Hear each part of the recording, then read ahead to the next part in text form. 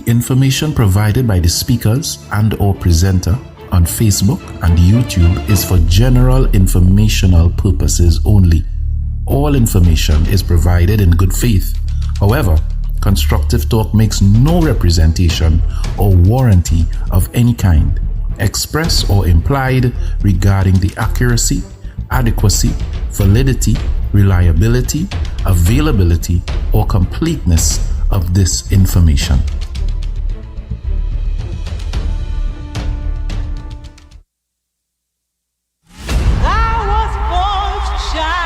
Trinidad and Tobago. Get ready for an unforgettable evening of music, memories, and magic. On Saturday, June 20th, the legendary Carol Addison returns to TNT for one spectacular Father's Day concert experience. Just for Dad. Taking place at the iconic Queen's Hall St. Anne's. This promises to be an evening like no other. The Winifred Atwell Hall at Queen's Hall comes alive with Carol Addison. Special guest performances by the electrifying Terry Lyons and the sensational Carol Jacobs. With special guest appearance by Dane Gulston, bringing together elegance, energy, and pure Caribbean excellence. Just for Dad. June 20th, Queen's Hall. General admission tickets cost $300. Get your tickets at the Queen's Hall box office and the Trini Shop, Trin City Mall and Port of Spain. Or call 681-1516 for more info. The perfect way to celebrate Father's Day, because he's worth every moment. Showtime, 7 p.m. sharp. Brought to you by Ghana Artist Management Events, FT Farfan, Shamir, Bees Ice Cream, and supported by I-95.5 FM. Special reserve tickets are now available only at Queen's Hall at $500 each, which entitles patrons to a meet and greet mixer with refreshments after the concert.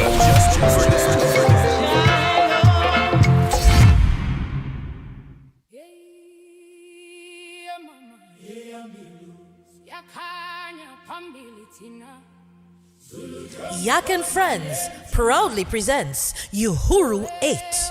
Join us on Saturday, July 25th from 4 p.m. to 8 p.m. at the City Hall Auditorium, Harris Promenade in San Fernando. This year's celebration is held in honor of Mr. Anthony Kamiziong as we continue strengthening our African ties through culture, unity, and heritage. Experience an unforgettable evening of African dance, powerful drumming, cultural expression, and great food. Early bird tickets are $350 admits 2 and $200 admits 1.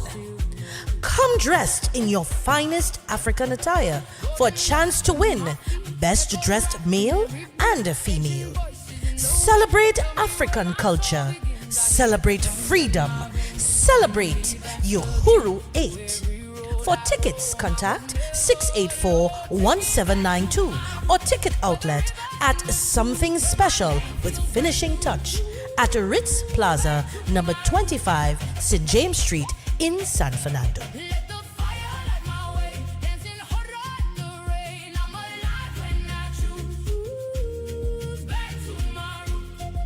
The Constructive Talk team with Pastor Google are asking for your support in their back-to-school drive. Let's help the less fortunate children get ready for the new school term. Donations of notebooks, copybooks, stationeries, and book bags would be greatly appreciated. Show your love, show your generosity by contacting 464-703 and we will organize collection of your donations. Thank you from the Constructive Talk team. And remember to be kind, be generous, and be loved. Coming soon to Constructive Talk Network, Critical Thinkers. It's a youth show with a youth perspective on current affairs and issues in Trinidad and Tobago. Critical Thinkers, youth perspective on Constructive Talk.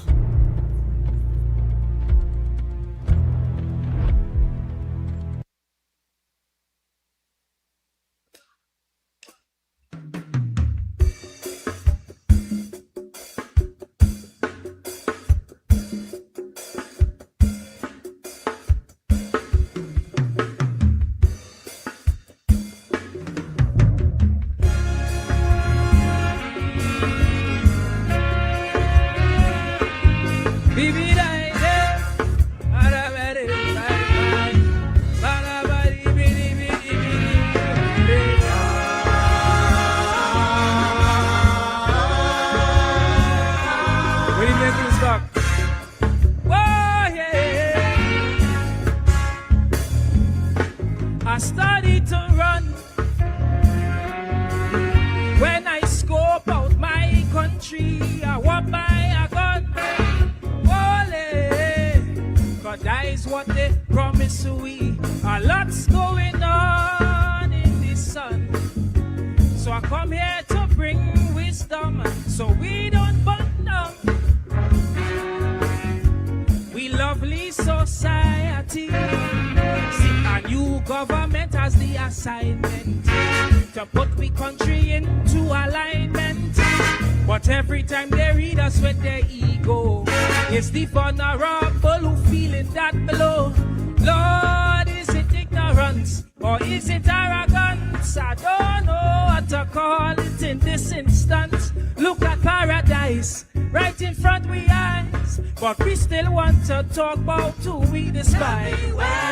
Tell me where else can we go? If we start to mash up the good things we know. Tell me where else can we go? If we treat we traditions like a Barbie show, you could fix everything on we island. Put gunships on we back like a tyrant. You could put 10 radars all up Scarborough. But don't forget, this is Trinidad.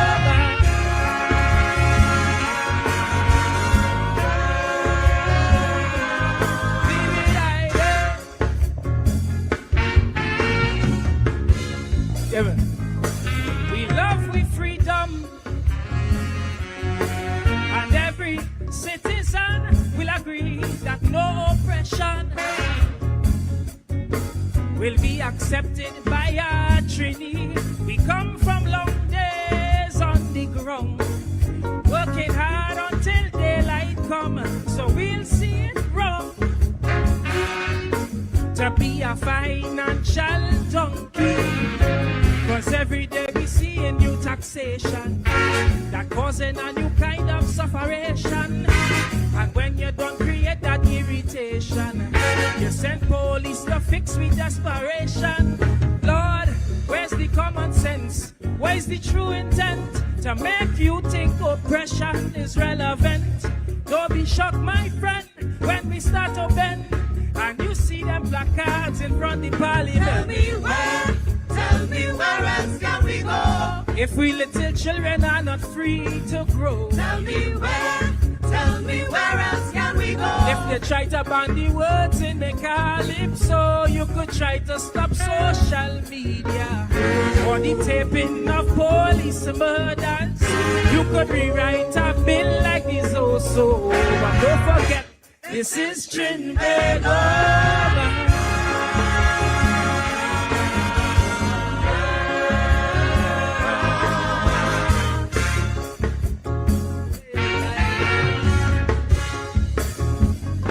Take one look around, even lingo and all could see confusions in tongue, and it's affecting everybody. Politicians and Facebook trolls, even Kaisonians lost their role. The world's upside down, and I'm worried for my country. Cause every day I see victimization, racial and social aberration. We saying is love need to go wrong, but we spreading this thing like a toxin. Man, things getting so tense, some can't pay their rent, and the effect of this feeling permanent.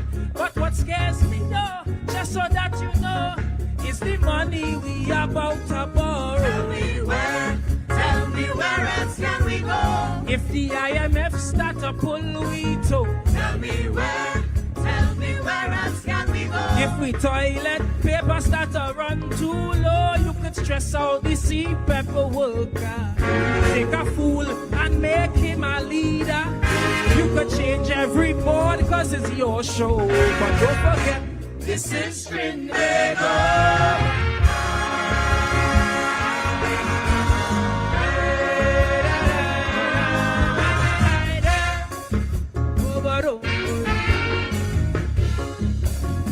I know it's good intentions.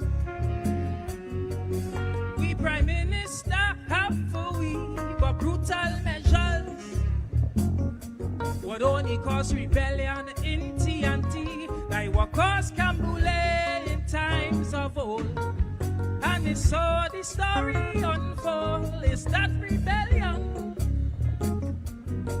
that give we people identity. So careful how you deal with we intellect, 'cause DNA remembers every aspect. Not every time we cry it's just politics. Your mind could start to play you some dirty tricks. Look, remember that honor comes before minister, and that's why we give you so much power. So don't let us down and don't let us frown. We need to see our 360 turn around. Tell me where else can we go? If your promises that look untrue, Tell me where else can we go? if your own voters losing trust in you, you could do what you want with what intent. You could bar talk the independent bench. You could change the country that we once know. But don't forget, this is Trinidad.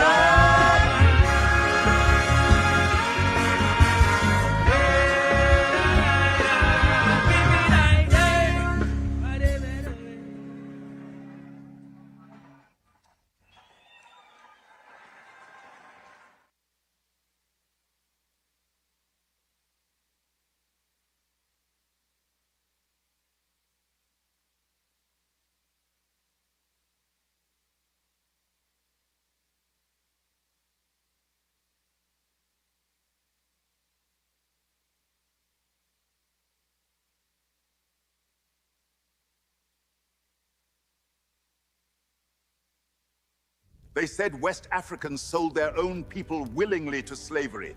They lied. Here is the proof. Enslaved Africans broke holes in slave ships while at sea. They sank the ships. They chose death over chains. The king of Benin banned slave sales in 1530. It drained his kingdom. He said no. Queen Nzamgai fought the Portuguese for 40 years. She would not give her people away. She never surrendered. African mothers preferred their children drown rather than let slavers take them away. They chose death over slavery. In 1595, 10,000 enslaved Africans revolted. They killed their masters. They wanted freedom. Africans built hidden villages in trees. They lived high above the ground. Slavers looked up and saw nothing. The king of Congo wrote letters to Europe begging them to stop stealing people. Yet, they ignored him. They said we sold our own. We fought. Many died. We said no. Subscribe for more they hid. Subscribe for more to know what they hid. And I'm going to be playing you more of that as we get closer to emancipation. We're going to be playing you more African history, more things that you don't know, things that you feel you know, but you don't know. You understand? So I'm going to be playing more of that as we get closer and closer and closer to emancipation. I'm going to be playing you much, much more of that. Good evening, Trinidad and Tobago. Good evening to those of you locked on to Constructive Talk.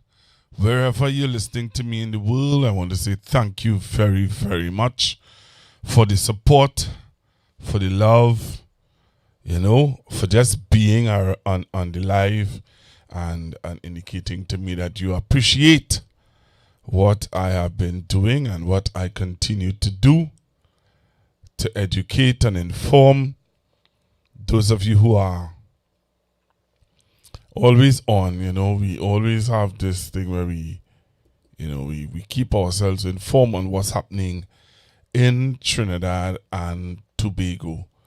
All right, I'm seeing Florida is in the house. And wherever you're looking at me, you can let me know. Newtown. Where is that?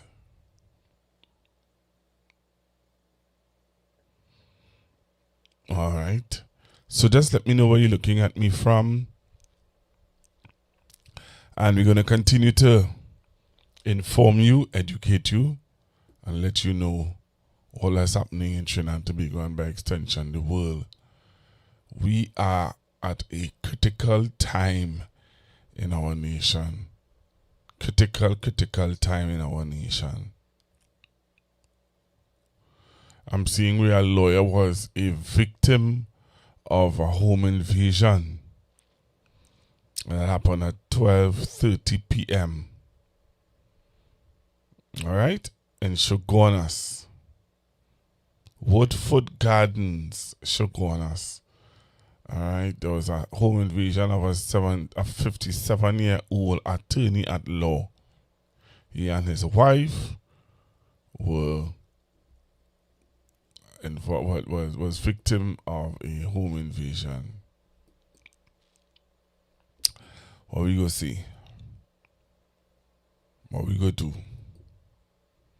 I'm seeing a police officer keep doing live videos talking about the Joshua Samaru death, the shooting of Joshua Samaru, and incidents that would somehow, I don't know, he is seeing some damning things that I hope people are watching and listening and being aware of, you know.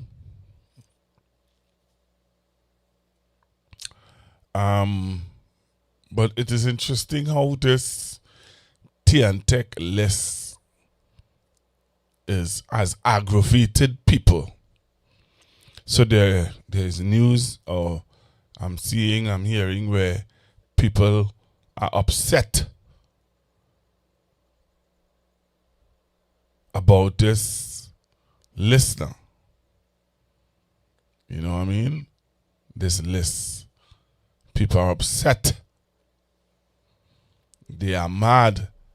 They can't believe that there is such a list, and when they have to go through all what they're going through, PNM ex-ministers, name all your pleas and thanks, and to the people who encouraging them in that level of illiteracy talk.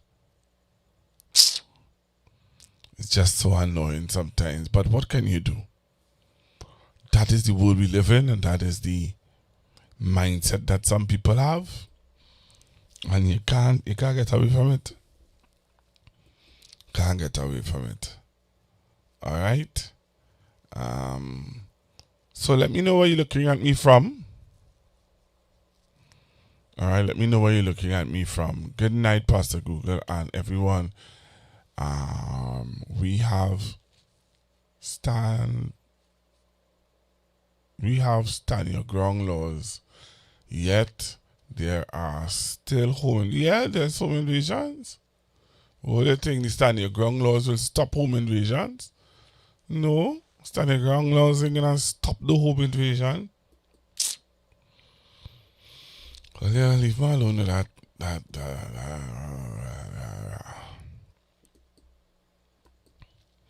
So yeah, we are as a nation have so much things to look at, talk about, be aware of. Let me tell you something, Shogunas is in the house. Let me tell you all this. I don't know about you, but sometimes it's so much to talk about, so much to look at, so much to discuss that sometimes you don't even know where to start. You don't know where to start. I was watching the news this evening, and let me tell you this now. There's no way to start with the news, you know. the information that coming out, you don't even know where to start. And some of us, I don't know what we expect, what we want, but I'm going to start the program.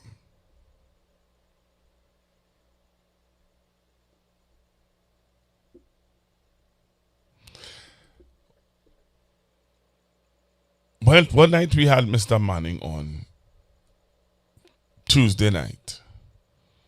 And Tuesday night talking to Mr. Manning, he keeps saying to us that, hey, we need to be, don't get caught up in what's going on. Why don't get caught up in what's going on? Because we need to keep our eyes on the economy of the world, and we need to keep our eyes on the economy of Trinidad and Tobago, and mind our business, as Dr. Rowley would have said. Dr. Rowley used to tell us long time, mind your business. That's what Dr. Rowley used to say to us.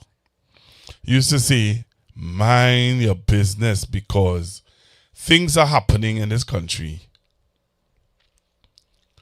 And we are not minding our business. I saw in the news this evening, on Tuesday, Mr. Manning and I was telling Mr. Manning was saying that when the war is finished, when the war with Iran and America cools down, oil prices, the reality of the oil prices start to hit. Where are we getting the money to sustain employment in this country? Where? Where are we getting it from? Okay. So, former Energy Minister Kelvin Ramnarine was discussing the same thing that Mr. Manning and I was talking on Tuesday evening. Take a listen to former Energy Minister Kelvin Ramnarine as he tells us what's going on.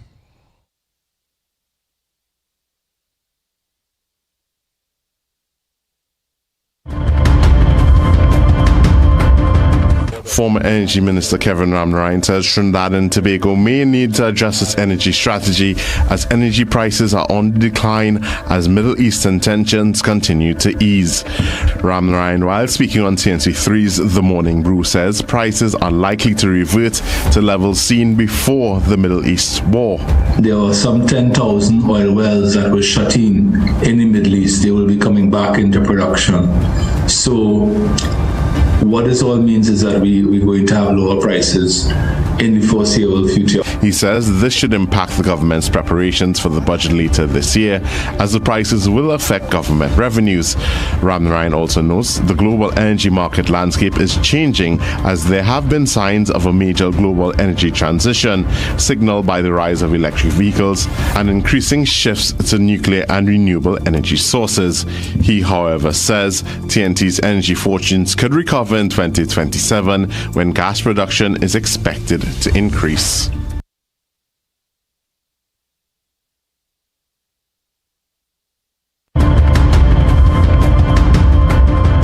Former Energy Minister Kevin Ramnarine says Trinidad and Tobago may need to adjust its energy strategy as energy prices are on the decline as Middle Eastern tensions continue to ease. Ramnarine, while speaking on TNC3's The Morning Brew, says prices are likely to revert to levels seen before the Middle East war. There are some 10,000 oil wells that were shut in the Middle East. They will be coming back into production.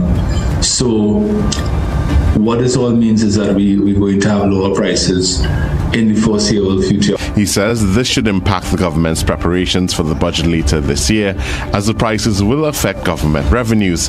Ramnarine also notes the global energy market landscape is changing as there have been signs of a major global energy transition, signaled by the rise of electric vehicles and increasing shifts to nuclear and renewable energy sources. He, however, says TNT's energy fortunes could recover in 2027 when gas production is expected to increase.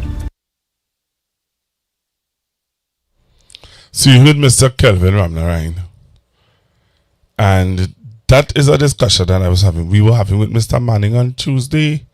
But Kelvin Ramnarine is saying that, you know what? Well, relax on yourself. Things could get better in 2027. Next year, when the gas start to pump, things will get better.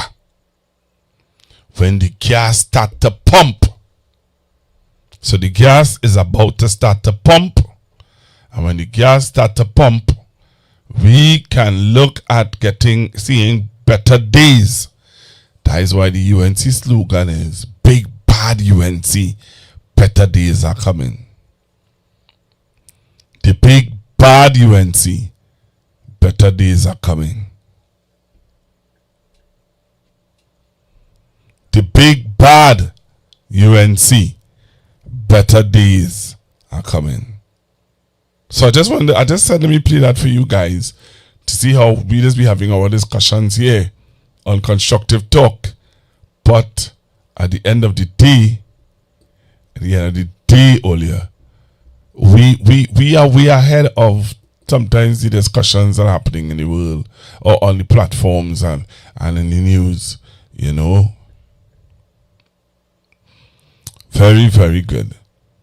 All right. So again, somebody said a lockdown from Londonville should go on us. You know, it was Monday or Wednesday. Yesterday, I met a couple. I met a husband and wife in Massey stores, and they always locked on to Constructive Talk. So, you know, let me say good evening to them. Good evening, good evening, good evening. Good evening to you guys. Always locked on to Constructive Talk. So, the Prime Minister was in the Parliament today making drama. You understand? The Prime Minister was in Parliament today making couture. Couture, the Prime Minister.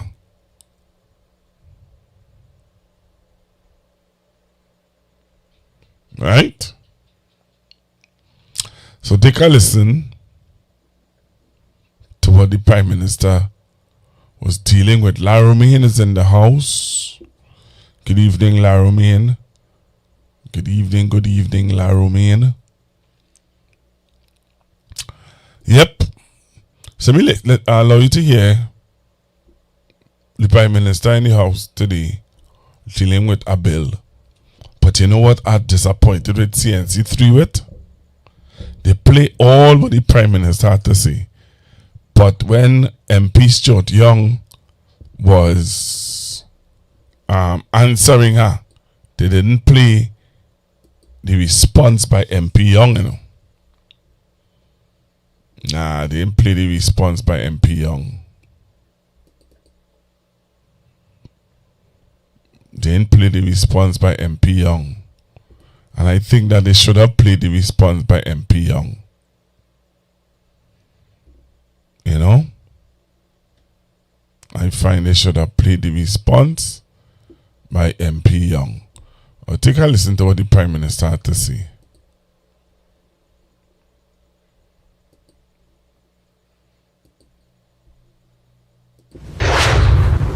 The government's move to restore the rights of the Oilfield Workers Trade Union following Petrotrin's 2018 restructuring sparked a heated debate in the lower house today. Prime Minister Kamla Persad-Bissessa accused former Energy Minister Stuart Young of misleading the country about Petrotrin's closure and workers' rights, while Young warned the legislation could have serious financial and legal consequences. Therese Polo reports.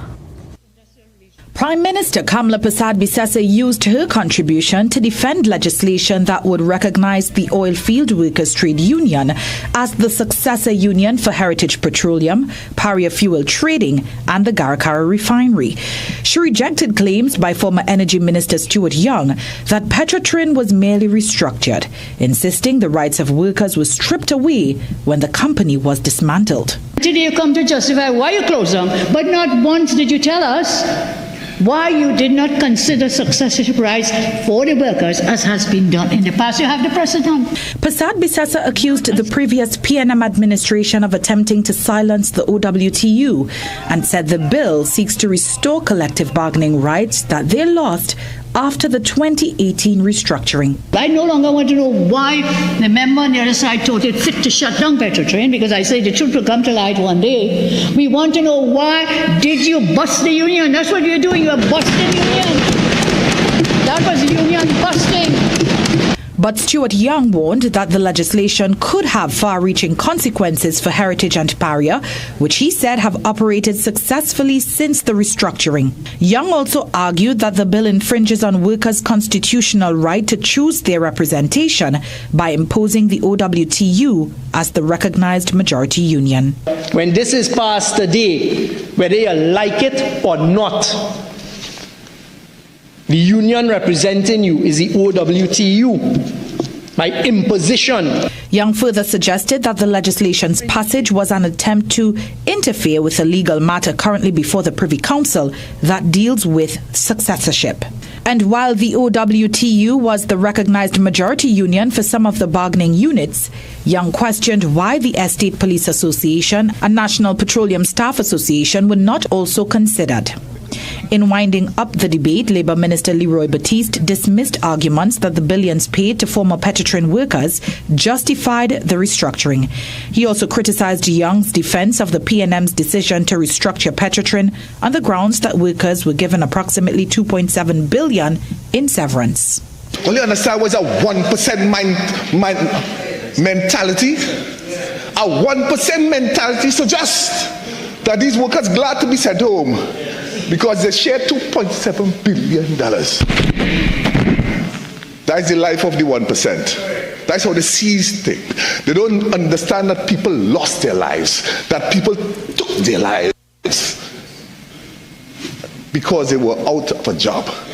The bill was eventually passed with amendments, receiving 26 votes in favour, none against, and 13 abstentions.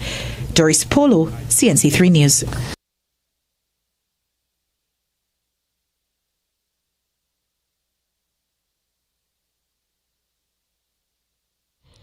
So you all heard that, right? I hope you all listening, because I telling you, boy, I don't know,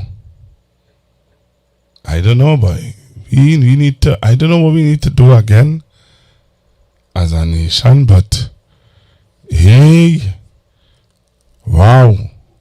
It's really interesting, It's really interesting, Olio. Real interesting, but what can we see? Do have the majority? We do have the UNC have the majority in the House, so they will do what they want, say what they want, when they want, how they want. That is what we have to come to terms with. That is the reality. Is that they're gonna do what they want, say what they want, how they want, when they want. And we just have to take it. Why? Because they are the majority. So you heard Kelvin Ramnarine. You heard the Prime Minister. Yes, they call MP Young a 1% mine. They said that he have a 1% mine. That's what they're saying. They're saying that he has a 1% mine. Interesting, eh? Really interesting. So again, Trinidad and Tobago, good evening to those of you joining me on YouTube. Good evening to those of you wherever in the world that you are listening to Constructive Talk. Thank you very, very, very, very much. You could touch base and let me know where you're looking at me from. Right, so I played you there what the Prime Minister had to say about, you know, Short Young and all these different things. I'm seeing where the young lady who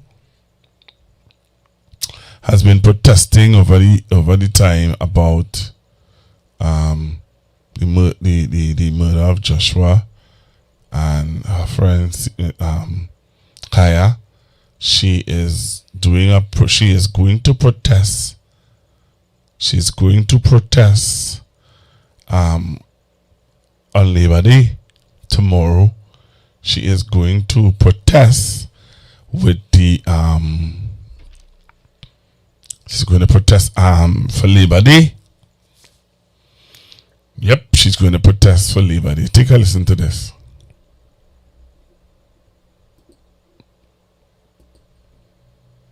Supporters of Joshua Samaru and Kaya Sealy are expected to join tomorrow's Labor Day march in Faizabad after police blocked their recent protests in Port of Spain. The march is part of annual Labor Day celebrations. The event comes as government announces new legislation to protect workers' rights, but trade unions say issues like back pay, working conditions and economic security remain unresolved. Tutor President Crystal Ash will be the first speaker at Avocat Junction, highlighting teachers' frustration over delayed payments and poor communication from government. The day will culminate with a rally at Charlie King Junction, where JTAM President Ansel Roger will deliver the feature address. Supporters of Joshua Samaru and Kaya Sealy are expected to join tomorrow's Labor Day march in Faizabad after police blocked their recent protests in Port of Spain. The march is part of annual Labor Day celebrations. The event comes as government announces new legislation to protect workers' rights, but trade unions say issues like back pay, working conditions and economic security remain unresolved. Tutor President Crystal Ash will be the first speaker at Avocat Junction, highlighting teachers' frustration over delayed payments and poor communication from government. The day will culminate with a rally at Charlie King Junction, where JTAM President Ansel Roger will deliver the feature address. Right, so they are making their way to Faizabad tomorrow. Let's see how that plays out. Let us see how that plays out. Trinidad and Tobago and by extension the world. Alright, let's see how that plays out. So the big story this evening is the HTC story. The big story this evening is the HTC story. That's the big story this evening. When I saw it, I said, hey! What going on? Oh? When I saw it, I was like, ooh, what a story, oh. When I saw it, I was talking to some friends and I shared it with them. I said, oh, look. One person said, what that mean? What that mean? I said, oh, I mean, what that mean? I said, there's a victory for the people, the opposition. There's victory. Really? How? So I'm going to play it for you guys. And in playing it for you guys, you tell me if this is not a victory.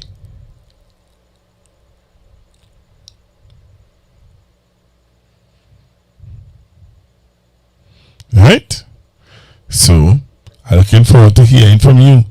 Taking your calls. It's 12 minutes past 9. in Trinidad and Tobago. Let's go into our big story this evening. Big story time. The Housing Development Corporation has officially cancelled the procurement proceedings for its controversial $3.4 billion housing project. But one of the housing ministers tells CNC3 News that this was a strategic move to allow the process to advance, and he pledges that there will be no more issues moving forward. Akash Samaru has more, including why some are still calling for the Office of Procurement Regulations ruling on the matter. The plug has been pulled on the controversial multi-billion-dollar housing program. In a notice issued on June 17th, the HDC announced the immediate cancellation of procurement proceedings for its design, build, finance housing project for the construction of 3,700 housing units across Trinidad. Now, this comes 2 months after the Office of Procurement Regulation halted the award of the $3.4 billion in HDC contracts to 11 companies. In early April, the HDC named 11 contractors as intended recipients of various housing packages. The largest package, valued at just over $1 billion, was earmarked for Motilal Ramhit and Sons Contracting Limited. So why did the HDC scrap the entire process?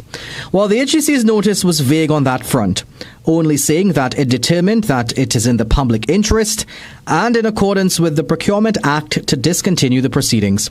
We contacted all three ministers of housing, and it was Philip Alexander who responded. Asked why the process was scrapped, Minister Alexander said it was to clear the path for the way forward. It was going to be a back and forth, and before it became something that was just going to drag on, we're not leaving it in limbo. We took the decision, look, this process, you're not happy with this process, we're going to pull it, we're going to come back at it, where any of the issues that you had a concern with before will not exist. But Minister Alexander wants the public to know that this does not mean the end of the plan to build 3,700 homes for the public. And he said the projects will be retendered in the coming days or weeks at most. When we return to tender, there will be nothing that anyone could find fault with of any kind. CNC3 News asked if the OPR, which was investigating the process, issued any findings to the HDC. Minister Alexander said nothing has been sent to them. We tried contacting the OPR, but we were unsuccessful, at least up till news time. But Attorney at Law and former PNM Minister Randall Mitchell, who is one of the attorneys for social activist Wendell Eversley, who filed the complaint to the OPR, said this is not the end of the matter, as the OPR's investigation has not yet been concluded, and the public is entitled to know the outcome of that investigation to ascertain if any laws were broken. Meanwhile, former Housing Minister Camille Robinson-Regis said while the decision is welcome, she argues that public resources were wasted and is calling for greater accountability, transparency, and a review of the roles played by key officials involved in the procurement process. Akash Samaru, CNC3 News.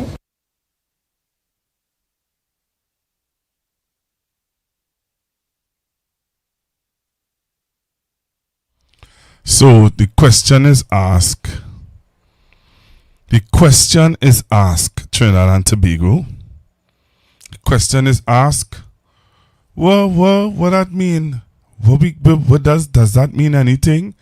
Nothing had changed? Or has anything changed? So let me tell you what I see there. I see where the minister is saying, the minister was put his foot in his mouth. The minister put his foot in his mouth and say, well, we started over because we don't want the back and forth. I thought, let's say everything good. If everything good, the thing I no back and forth. But the minister say, we started over, the minister in the ministry say, we started over because we don't want no back and forth. Really, minister? You don't want no back and forth? I take the Randall Mitchell.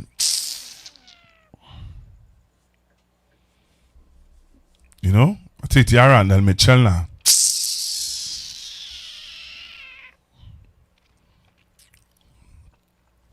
You don't know back and forth? Really? Really, minister? TN Ramnat? You don't know back and forth?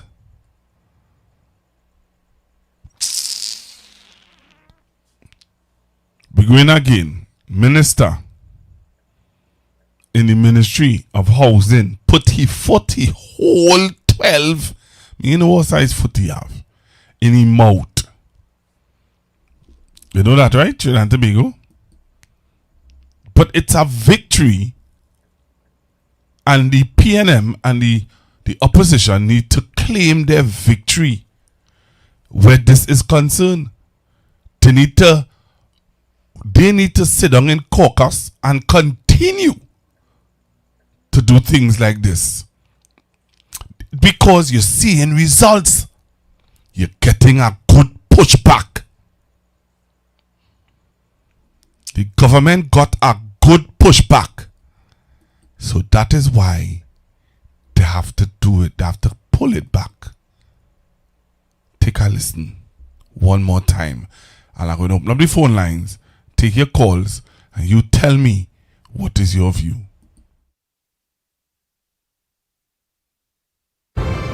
The Housing Development Corporation has officially cancelled the procurement proceedings for its controversial $3.4 billion housing project. But one of the housing ministers tells CNC3 News that this was a strategic move to allow the process to advance, and he pledges that there will be no more issues moving forward. Akash Samaru has more, including why some are still calling for the Office of Procurement Regulations ruling on the matter.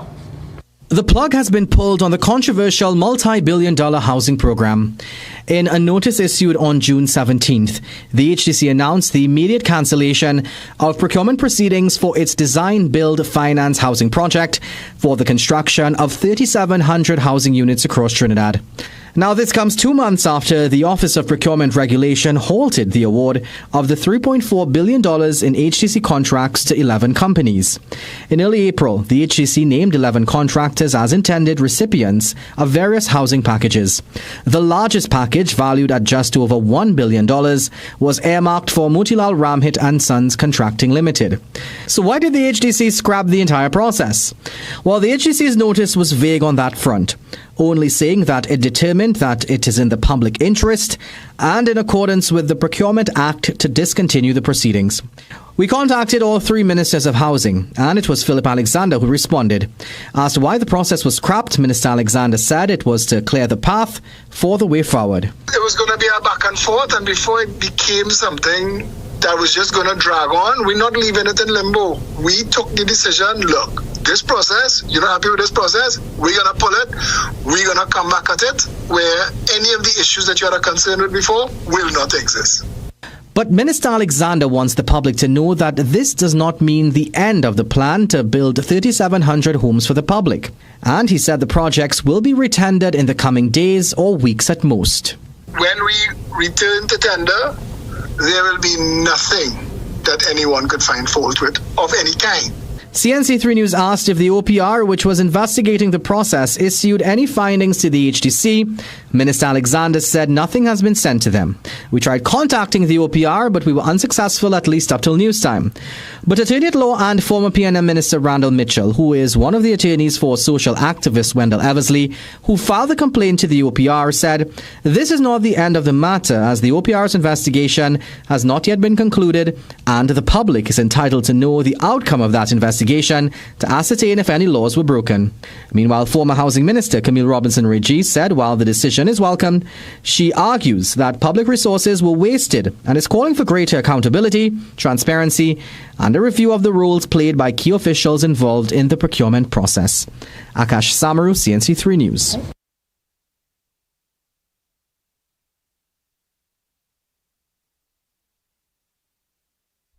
All right. Okay, so let's look at it now. HDC pull back. They pull back. Right? The minister say the reason why they pull it back because they don't want to back and forth. The lawyer, Randall Mitchell, is saying, former Minister Randall Mitchell, lawyer, is saying, hey, we want to know if it have any laws that were broken What are the things that we need? Why did you all pull it back?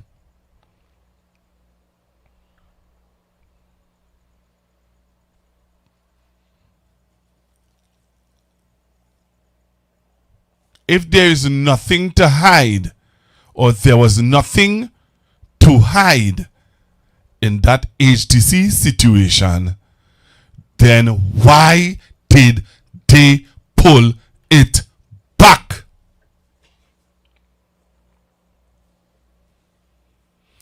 If, again, I want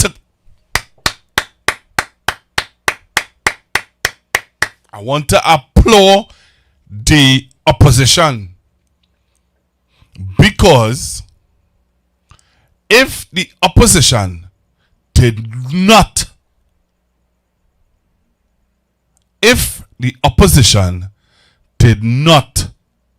do what they did, that would have passed under our nose, under the radar, and we'd have never know.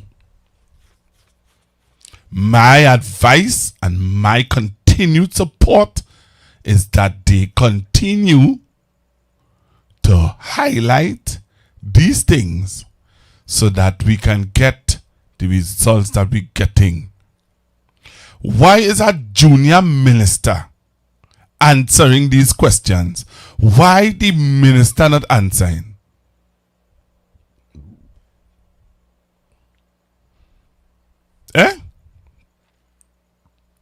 Why is a junior minister answering these questions? Anybody could answer that for me?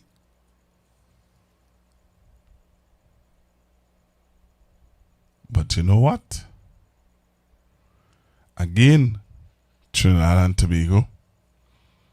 Again, I sit here and I say to you, we need to continue to be aware, and we need to continue having this government on the back foot. And that is what this is about. Having them on the back foot. They have to stop the contract.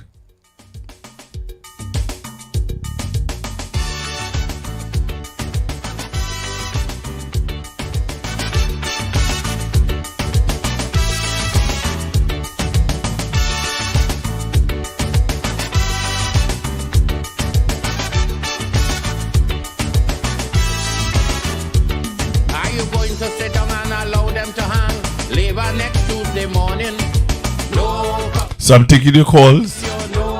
464-7003. 464-7003.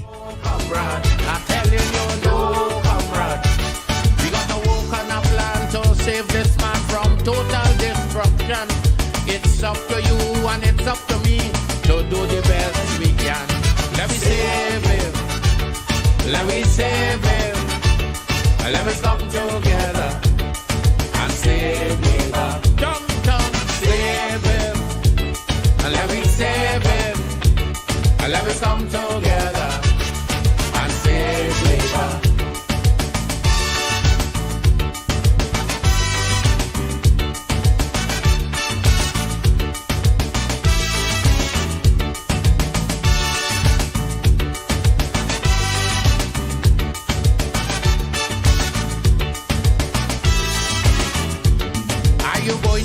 The works of Uriah and Rienzi go down the drain. No, comrade, I tell you, no, comrade. Are you going to allow the lives of Weeks and Leonard to go in vain? No, comrade, I tell you, no, comrade. So I'm calling on Joe Young, I'm calling on Nunes, I'm calling on Michael too. Take back down your gun, trouble in the tongue. Let's see what we can do. Hello, good evening. Yeah, the night once again, Pastor Google and Doctor, listen and call. I find out a good news because where is going with that big project? Well, we know where is going with that big project. You always like to do big projects where you don't get value for money for. You understand? I can remember Dr. Ronnie had us to go and do some project with the with the UNC was doing, see how they're going to do for certain thing, and some of the prices way above the thing. Some things cost all kind of millions of dollars. When I say millions, double and triple times the price.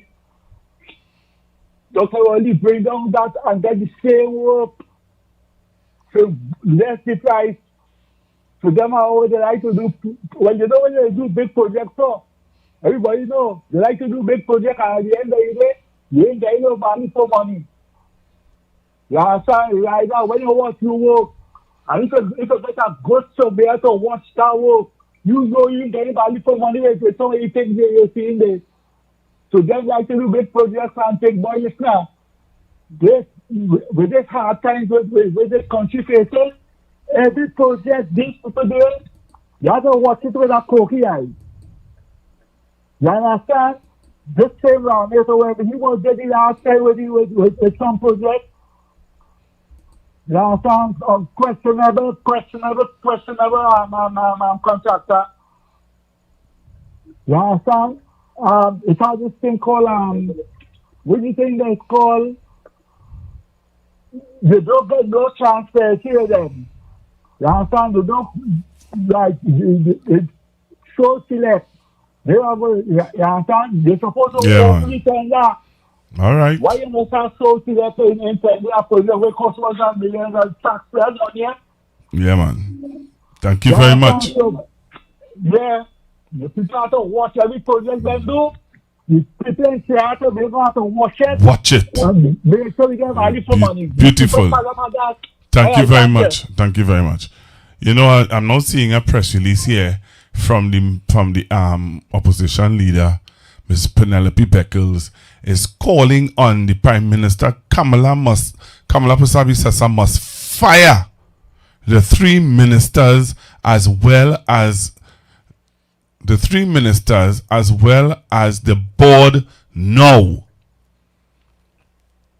Ms. Beckles is calling on the Prime Minister to fire the three ministers of housing and the board.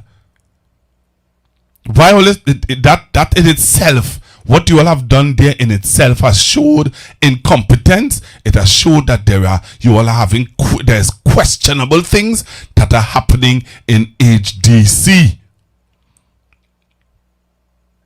That news article that I played for you a while ago says to us that there are questions, there are questionable things that are happening in HDC. And I stand with the political leader, Ms. Beckles, where she said that Kamala must fire the three housing ministers as well as the HDC board. No!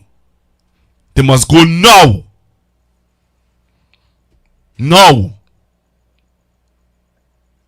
That's the reality of it. Come on. You're leaving them there to continue with the corruption? With the questionable thing? No, Trinidad and Tobago. No. We have to stand up. We have to stand up. I'm looking for the song. We have to stand up. We cannot just sit down and allow this to happen. No. So, Ms. Bissassa, you have to get rid of the three ministers and the board.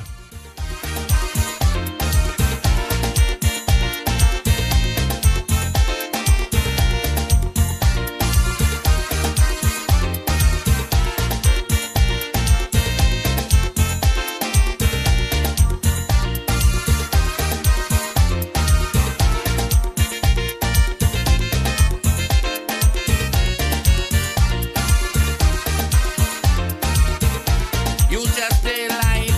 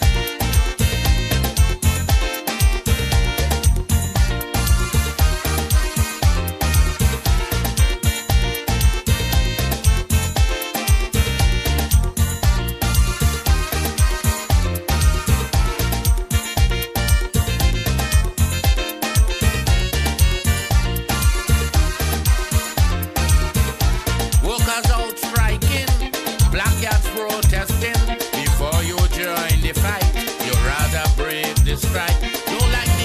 The Housing Development Corporation has officially cancelled the procurement proceedings for its controversial $3.4 billion housing project. But one of the housing ministers tells CNC3 News that this was a strategic move to allow the process to advance, and he pledges that there will be no more issues moving forward. Akash Samaru has more, including why some are still calling for the Office of Procurement Regulations ruling on the matter. The plug has been pulled on the controversial multi-billion-dollar housing program. In a notice issued on June 17th, the HDC announced the immediate cancellation of procurement proceedings for its design, build, finance housing project for the construction of 3,700 housing units across Trinidad. Now, this comes 2 months after the Office of Procurement Regulation halted the award of the $3.4 billion in HDC contracts to 11 companies. In early April, the HDC named 11 contractors as intended recipients of various housing packages. The largest package, valued at just over $1 billion, was earmarked for Motilal Ramhit and Sons Contracting Limited. So why did the HDC scrap the entire process? Well, the HDC's notice was vague on that front, only saying that it determined that it is in the public interest and in accordance with the Procurement Act to discontinue the proceedings. We contacted all three ministers of housing, and it was Philip Alexander who responded. Asked why the process was scrapped, Minister Alexander said it was to clear the path for the way forward. It was going to be a back and forth, and before it became something that was just going to drag on, we're not leaving it in limbo. We took the decision, look, this process, you're not happy with this process, we're going to pull it, we're going to come back at it, where any of the issues that you had a concern with before will not exist. But Minister Alexander wants the public to know that this does not mean the end of the plan to build 3,700 homes for the public. And he said the projects will be retendered in the coming days or weeks at most. When we return to tender, there will be nothing that anyone could find fault with of any kind. CNC3 News asked if the OPR, which was investigating the process, issued any findings to the HDC. Minister Alexander said nothing has been sent to them. We tried contacting the OPR, but we were unsuccessful, at least up till news time. But Attorney at Law and former PNM Minister Randall Mitchell, who is one of the attorneys for social activist Wendell Eversley, who filed the complaint to the OPR, said this is not the end of the matter, as the OPR's investigation has not yet been concluded, and the public is entitled to know the outcome of that investigation to ascertain if any laws were broken. Meanwhile, former Housing Minister Camille Robinson-Regis said while the decision is welcome, she argues that public resources were wasted and is calling for greater accountability, transparency, and a review of the roles played by key officials involved in the procurement process. Akash Samaru, CNC3 News.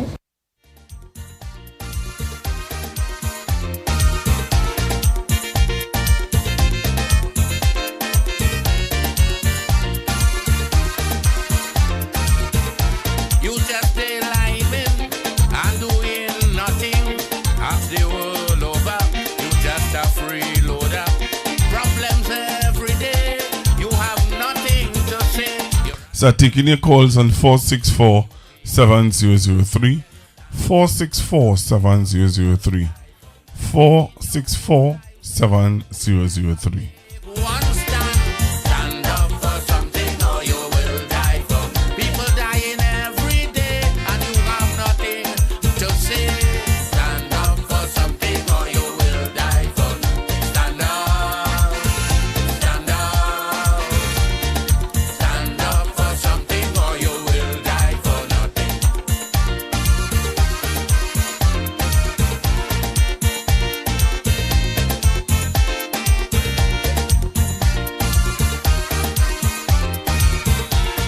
So do you agree with the opposition leader?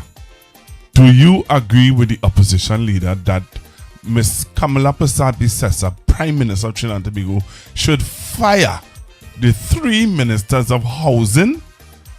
Based on this situation that we're seeing here, she should fire the three ministers of housing, also the board of directors of HDC. What do you say?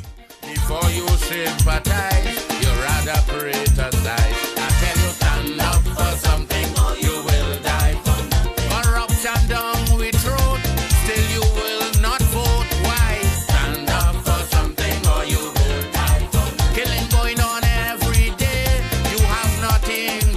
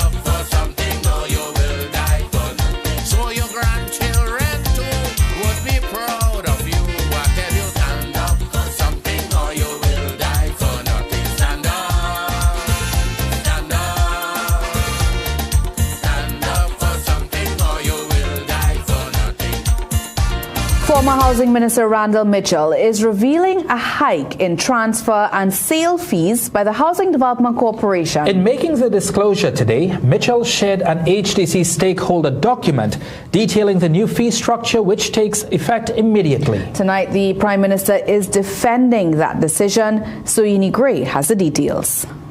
The Housing Development Corporation is increasing its transfer and sale fees with immediate effect.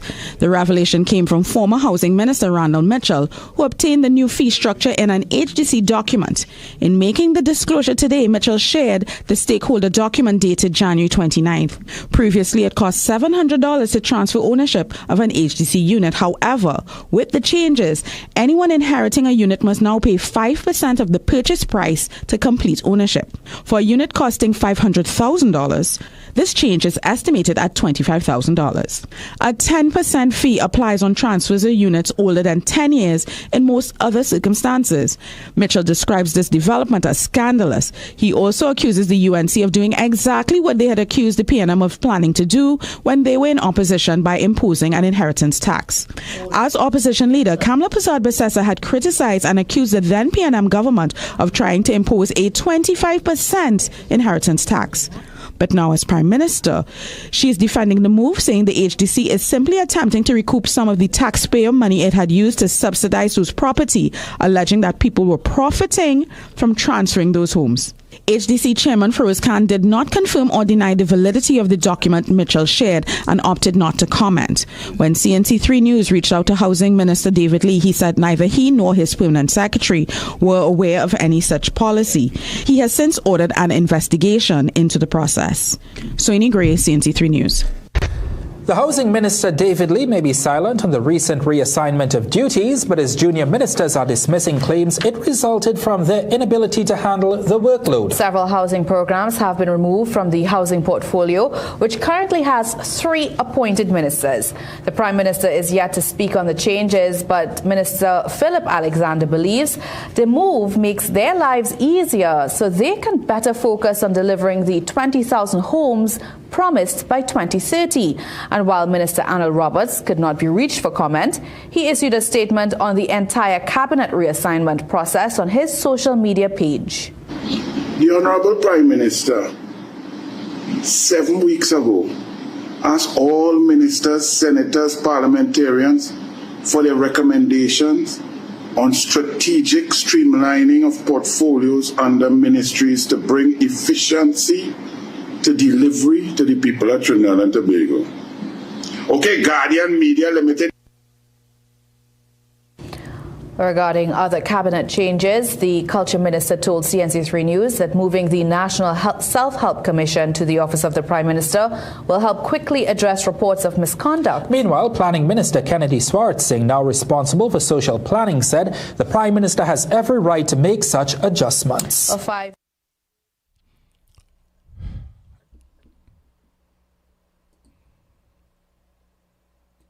I just showing only how this ministry had bacchanal from the beginning. I'm pulling up all the clip to show you how this ministry, apparently, the ministers have always been questionable. Hello, good evening. Good night, sir. I find you're talking loud tonight, boy, like you. Again, a yellow letter. No. She should, but she won't. And just like the person in the chat, I want to know why this minister has the most to say. And he wasn't elected, but he was elected. And he always speaks the most. But when people questioning the root of the opposition, why the opposition does do what it had to do, that story there is a quintessential example of what our opposition supposed to do. Hey, look, we say it at the same time. Right? We said it at the same time. What you're saying there, brother, is a fact. Dot your eyes, cross your T's, send your boy, hit your boy, and hit it at the right spot. They hit it so good that the HGC have to pull it back, and as they pull it back, the opposition leader come on right after and say resign. Yeah, that's what we talking about. But she won't because that's the winning thing. But I want to go back to the first story you gave us with Mr. Kelvin Ramnarine. Kelvin Ramnarine? Yes. Wasn't that the man who was supposed to head a feasibility committee into the restarting of the refinery? Oh yes, well hear what now? After Labor Day, when I hear what we name? Comrade Roger. What Comrade Roger have to say? I'm going to do a program on the refinery. Because I think we were to get that report according to Minister Keza, the minister in the ministry. That was supposed to be handed in by November, not so? Yes, sir. But 1 month we are now, Pastor. You don't know? No, I don't know. I think we're in June, the day before Labor Day, and no report.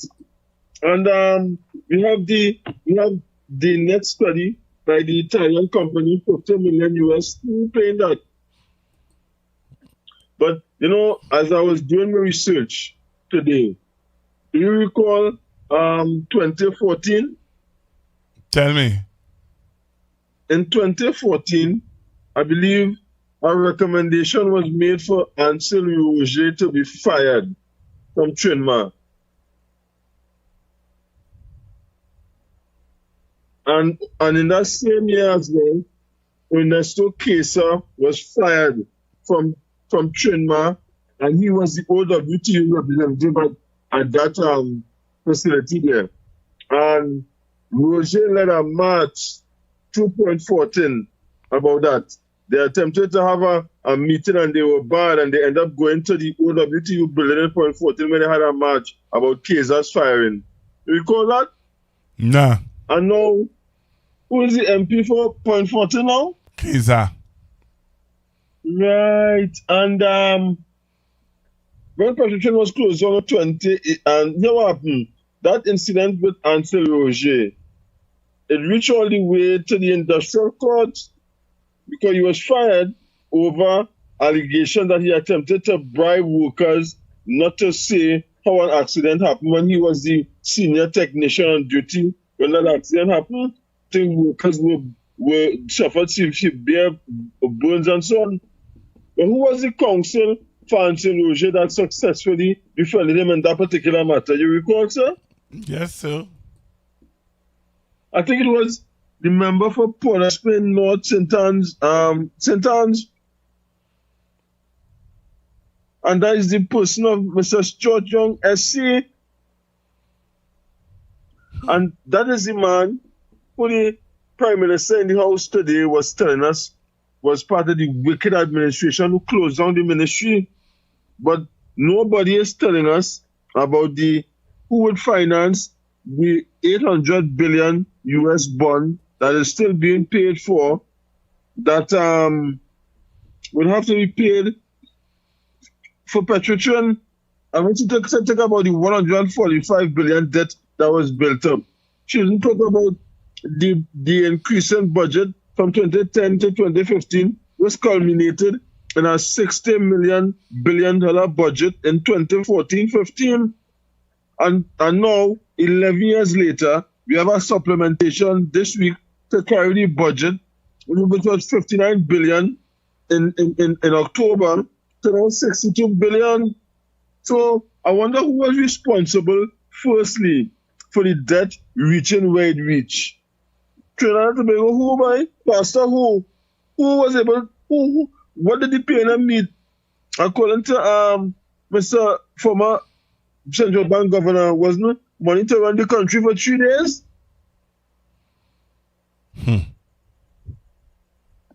And people conveniently forgetting these things. And like you said, CNC3 didn't give us the breadth of MP Young's response. Because when the Prime Minister was really performing for Ansel Roger, because Roger and team were in Parliament today in the public gallery. Yeah? Yes. But you know what's interesting, Pastor? That when people talk about heritage and them being the representative union for the OWTU staff there, Remember, in the restructuring exercise, it was done in a particular way of having people on contract to do what, Pastor? To ensure profitability and to slim it down. When you reinstitute OWTU as the bargaining unit for these people, and you disregard the contracts they got in addition to the monies they got as former petroleum workers, and then they were rehired in these three entities: Paria Fuel Trading Company, Galtara Refinery, and Petroleum Holdings. It is still there. What will happen with the debt to the country if the refinery is restarted, Pastor Google? Would you hazard a guess? I would like to know. Right. That is why I know you will bring the experts to tell us. But we want experts who will be truthful to us. Who will be truthful. Mr. Ramaran, in his responses tonight, kind of still hedging his bet. He's still not being truthful because, of course, he wants to continue to eat from the trough, right? Yes. So it's important that you get the experts who will tell us the truth, because only the truth will perhaps sink into some people's consciousness and to realize how precarious we are. He was only truthful about the energy situation and with the prices dropping back down to normal levels for what the North American and the European market was. But it will be detrimental to the plans that this government has in place for all of us. Thanks for the opportunity as usual, Pastor. You're most welcome, sir. Taking your calls on 464-7003, 464-7003, 464-7003. Here now,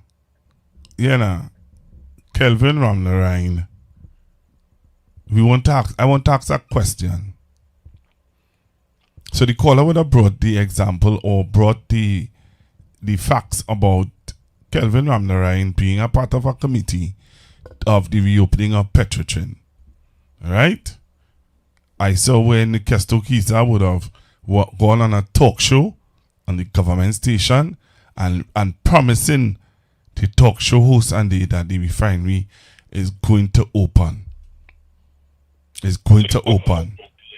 But you know what I wanted, and I would have liked to hear the caller talk about, and Mr. Kelvin Ramlarine tell us.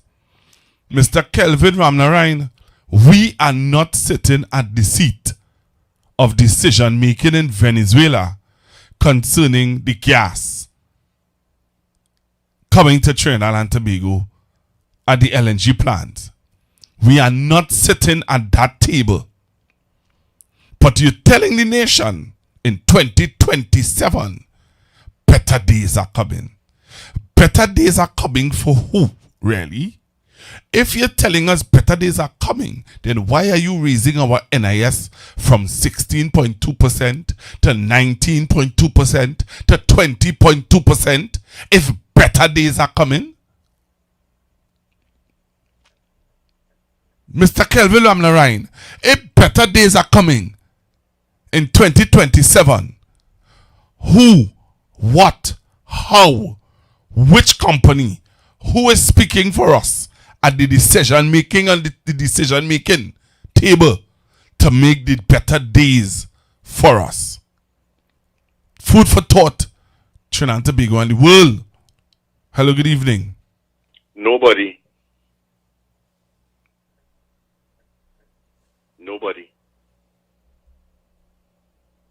Pleasant good evening to you, Pastor Google. Good evening to you, sir. Good evening to your listeners and callers. See, Pastor Google, when people can pull wool over your eyes and get away with it and believe they can get away with it, that's what they will do. Because according to the Minister of Foreign Affairs, who was telling MP Siot Young Raj, we are talking to people in Venezuela. We ain't talking to your people, but we talking to people, and we don't have to be. And then the Minister of Energy was telling him that we, because of technology, we don't have to be present in Venezuela to talk to people. That is what you call pulling wool over people's eyes. Because when you are dealing with multi-billion dollar negotiations, not multi-million, but multi-billion dollar negotiations, especially in US dollars, this is not TT dollars. You have to be sitting at the table, as everybody has been saying. Who is sitting at the table? You are correct just now. Who from Trinidad and Tobago is representing Trinidad and Tobago and sitting at the table negotiating for and on behalf of Trinidad and Tobago at this time? Nobody. Nobody is sitting at the table. You don't Google, you don't Zoom and talk to the president of Venezuela about multi-million dollar negotiations with respect to things like gas. You don't do that. The people sitting at the table with the president of Venezuela, who is also responsible for matters of energy,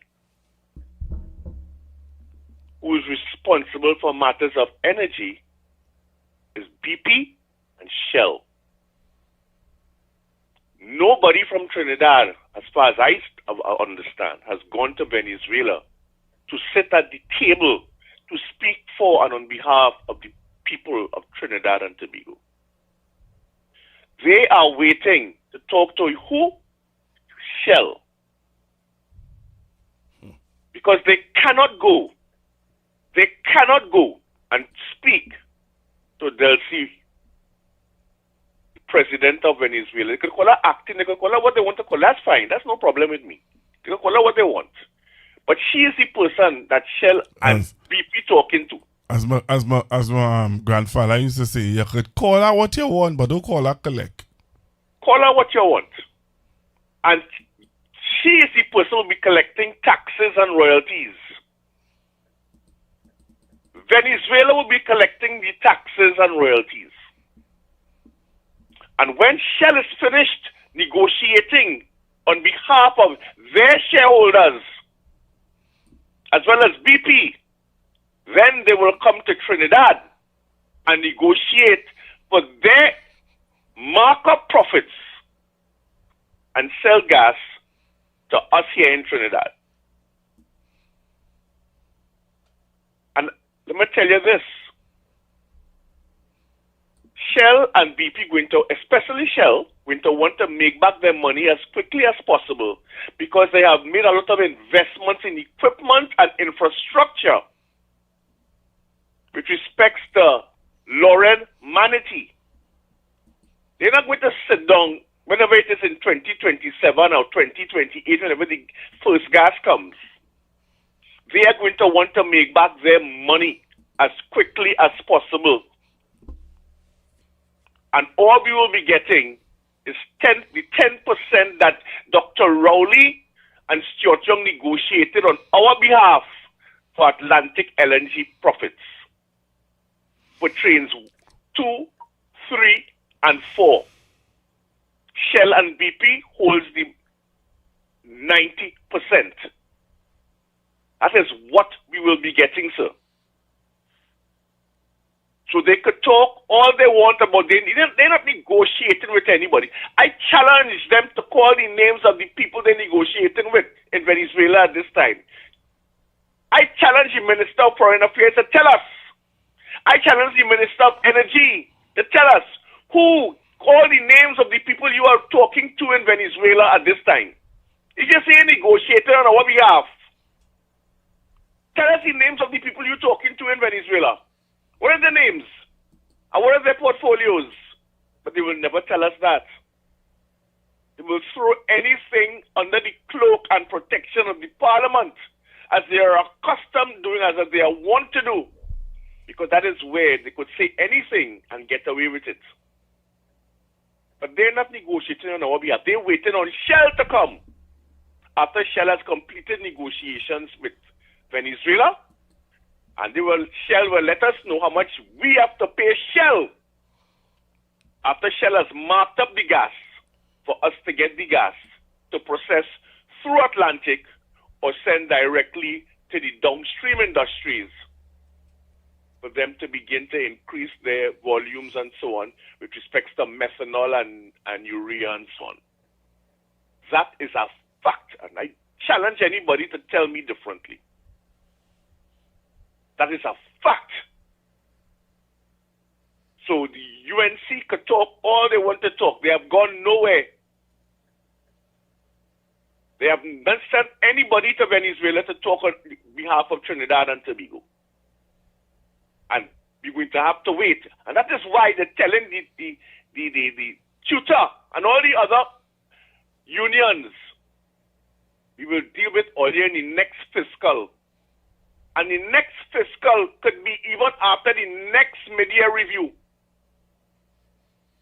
They could say all what they want to say. Because you know why? According to Senator Marlene Atz and Senator Dan Paul, they are borrowing money for recurrent expenditure.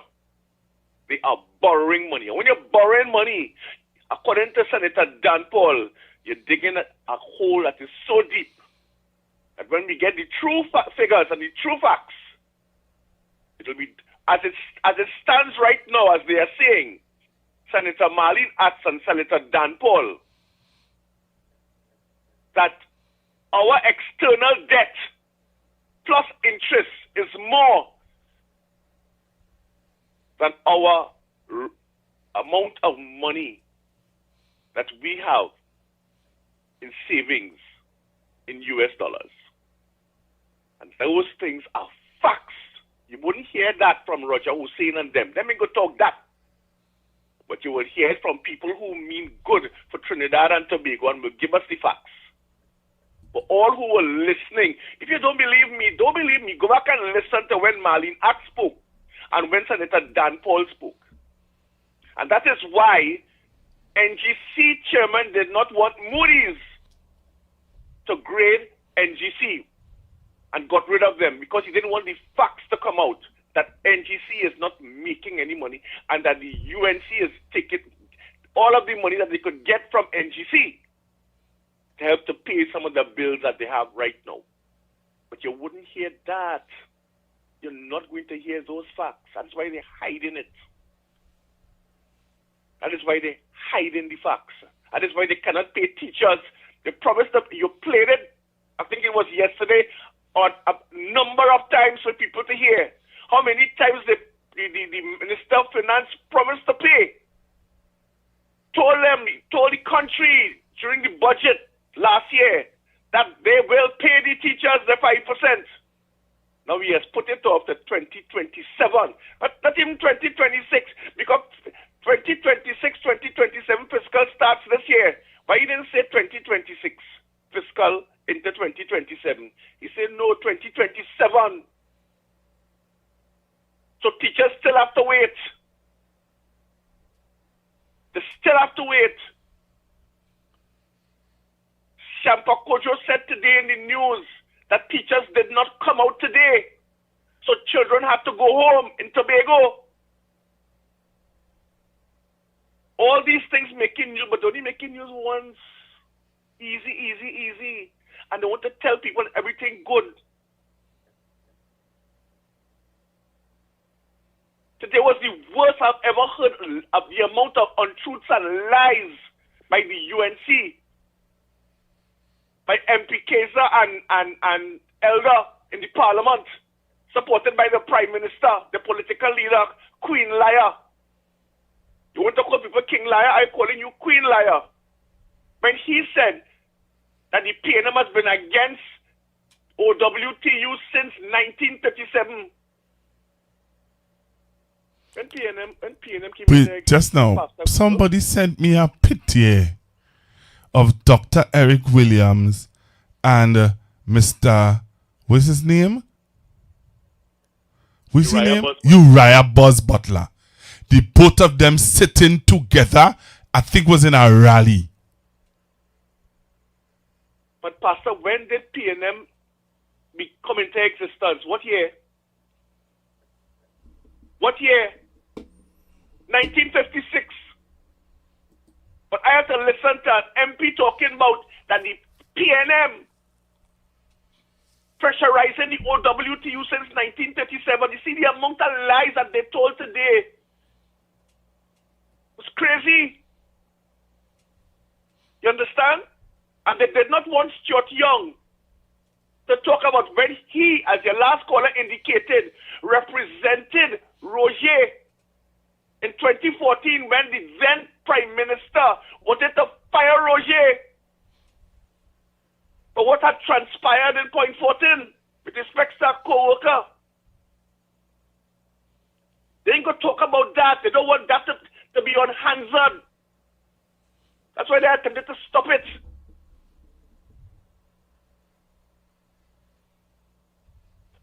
And when Stuart Young was indicating to them what was going on with the refinery, and he gave it to them step by step, what the PNM did at the time, they didn't shut down the refinery just so. There were teams and teams and teams of people led by the last. Brother man, I listened to a man on I-95.5 FM yesterday. And what you saying there, that is not what he was saying. I listened to that man yesterday on I-95.5 talking about the closure of the refinery. And a caller calling and I was telling him what going on in Port of Spain, and he said that we only facing there. We faced that in San Fernando, so we have to face that now in town. You talking about yesterday morning? Yes. That was, you know who that was? That was the president of the EPA. That is another story, Pastor Google. That, sir, is another story. Because a certain lady came on and asked him a question. If he believes, if you were listening carefully, if he believes that unions should align themselves with political parties. And he did not answer the question, sir. Can't answer. No, he didn't answer the question. You see, these are some of the things that we must pay attention to. Because it involves all of us. When I wanted somebody to call him and ask him about the NIS. Well, I couldn't get in. Because it was, you know, one thing to the next. But he's coming back next week, Wednesday. Yes, coming back next week, Wednesday. You see, Pastor Google, they don't want the people to know the truth. So them say, according to the Minister of Labour in his winding up this afternoon, he said that we to start back the refinery. You understand? Imagine, according to MP Stuart Young, you have brought legislation to ensure that anybody who joins Paria, Heritage, or Guaracaro, if and whenever it starts back, must join the Oilfield Workers Trade Union as a recognized trading union body. Imagine that. That is now law. Wow. So that is why the OWTU were in the parliament today to ensure that, you see, why they hate the PNM so? Because you see, when the PNM, when the Friday was losing money, people have to remember in 2014 when the partnership was telling us everything was good, and the refinery was losing money even when the then Minister of Energy, Minister Ramnarine, was letting us know what was going on with the refinery. That things were bad with the refinery and they were losing at least $5 to $7 on a barrel of oil.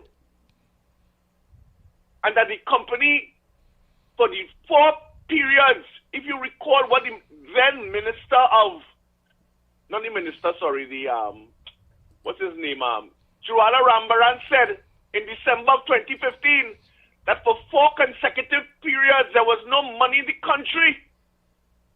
But they didn't tell us that.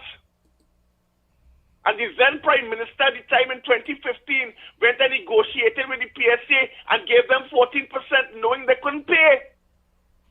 And that is why the government at the time who came in 2015 had to go and borrow $1 billion to pay $6.6 billion TT in back pay. People forgetting these things. And that is what Dr. Rowley was, and what Stuart Young and they were talking about. That's to go and borrow the money, which is now becoming due in August of this year. And what this present government has done, they have spread it out. They went and they borrow $1 billion to pay it, but they spread it out. So they will pay it in parts.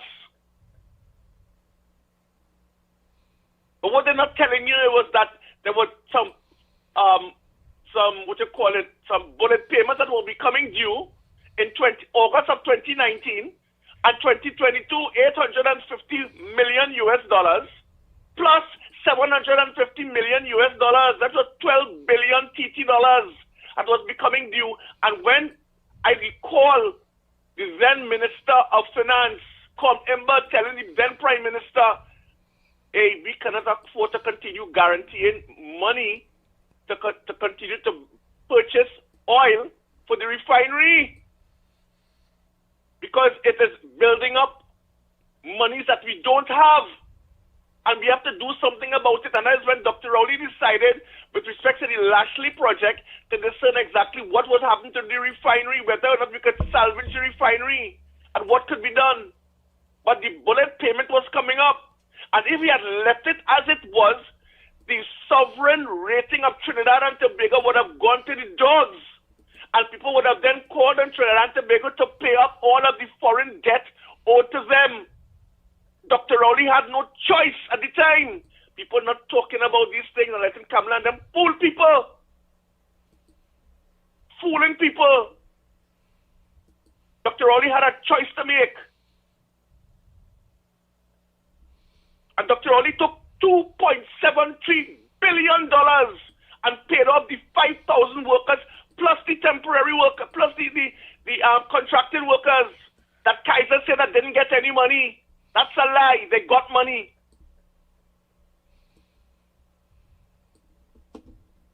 Dr. Rowley made millionaires in this country to the extent where he said those who are getting money, the first $500,000 will be tax-free.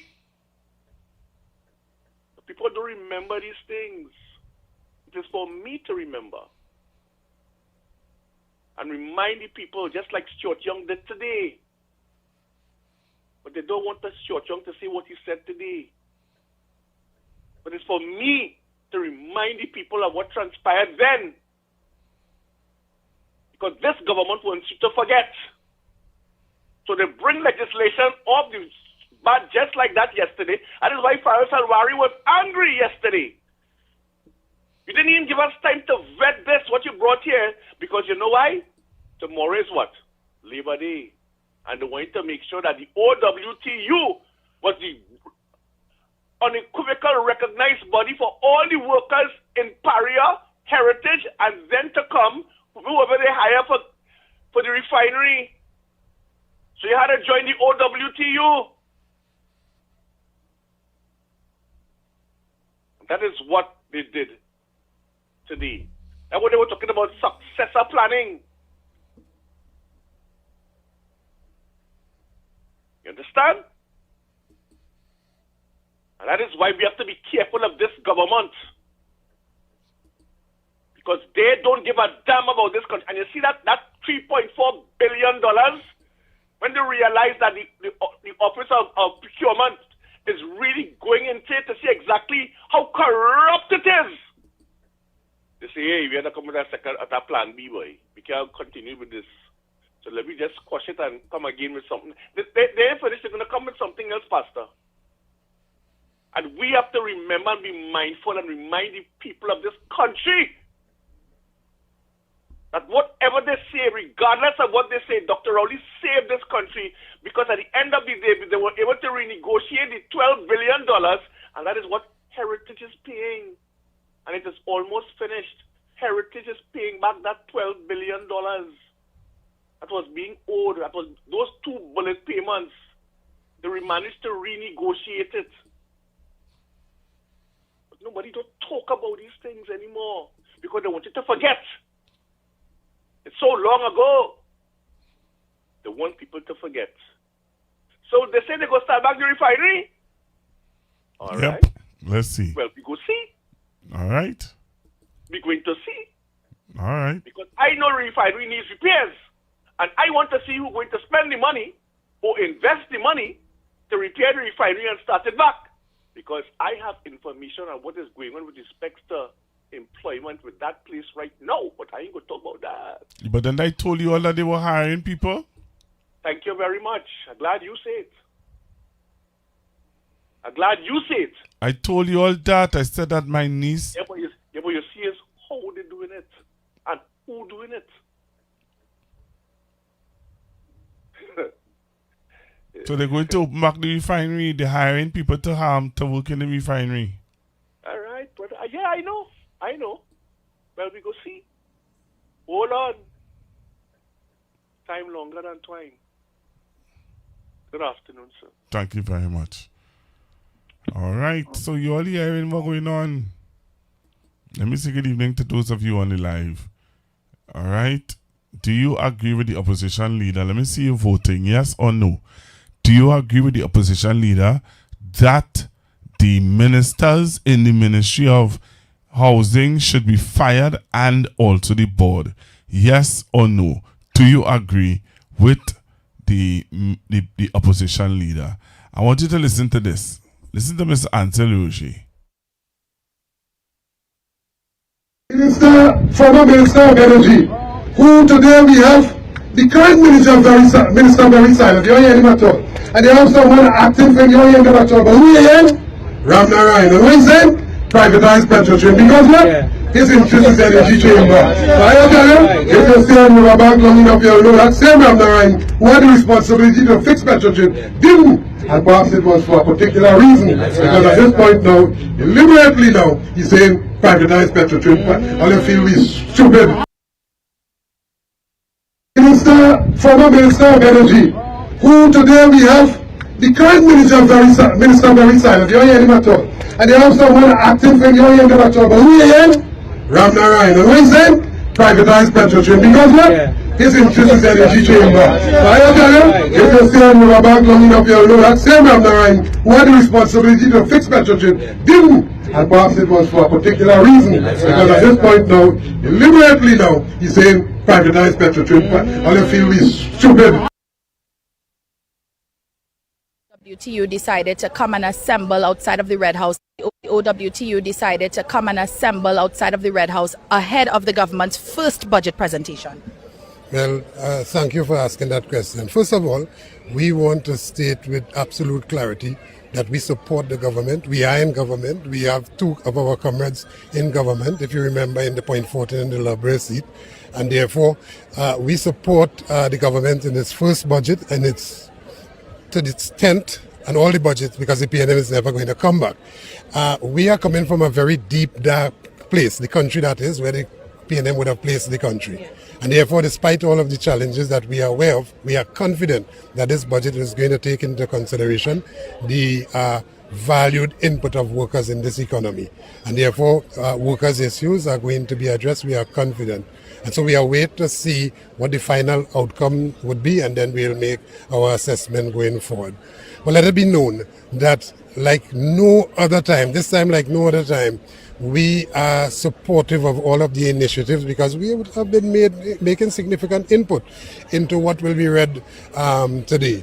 And in terms of carrying out all of the different strains to ensure that this country earns more, where everybody will benefit.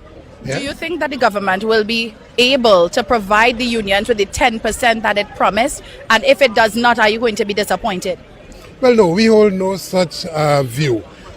We know for a fact that the country is in a bit of a crisis. They met it that way, that the PNM would have plunged. The PNM knew two things: to tax people and send them home. Tax them and send them home over and over, and attack trade unions and workers. And that has not been the case here. In fact, we would have contributed to the workers' agenda, and a lot of changes will be made to the law as it relates to how do you treat workers, how do you remunerate workers.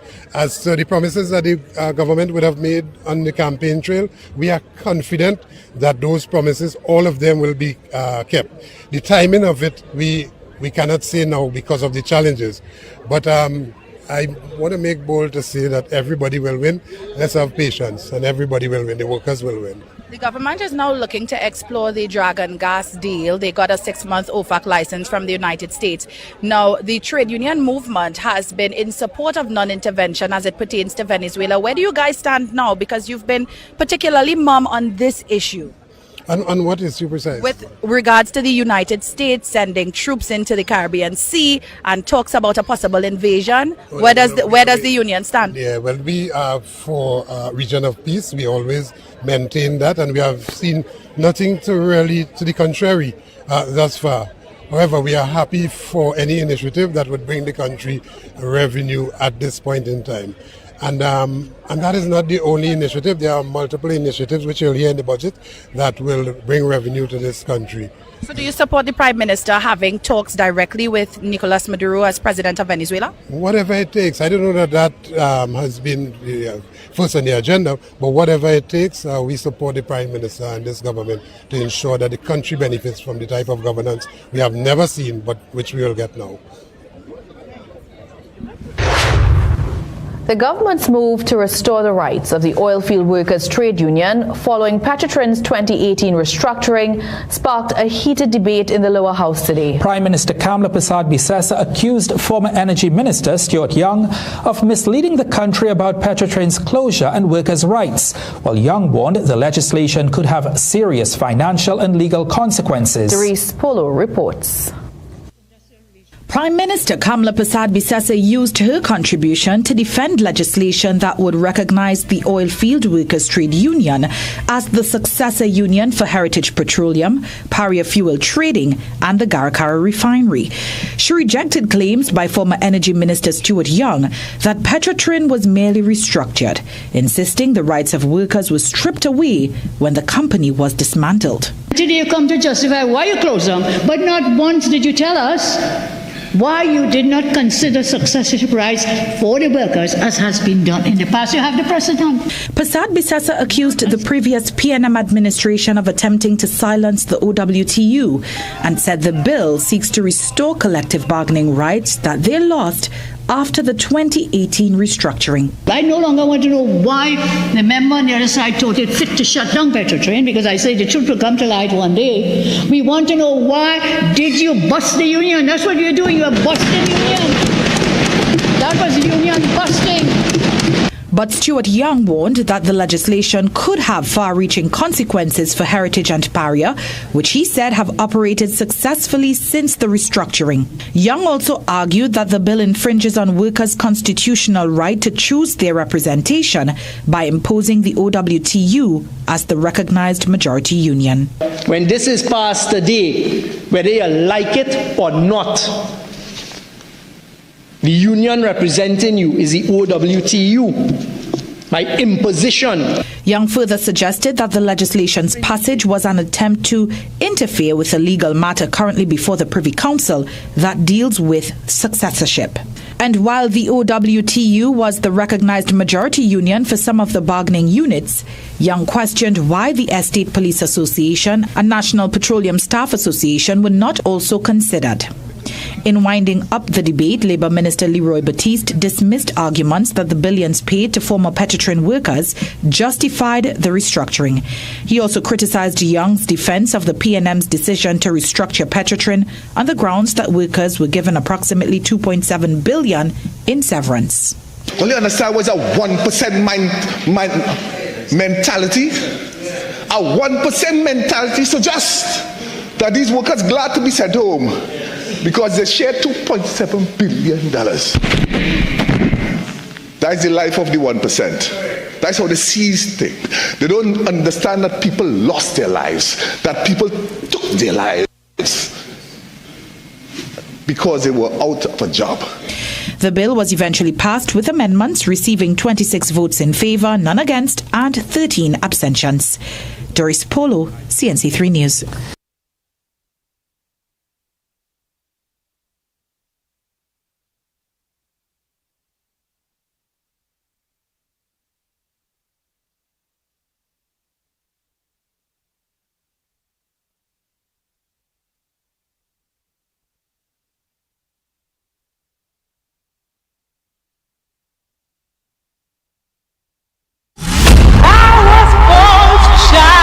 Trinidad and Tobago. Get ready for an unforgettable evening of music, memories, and magic.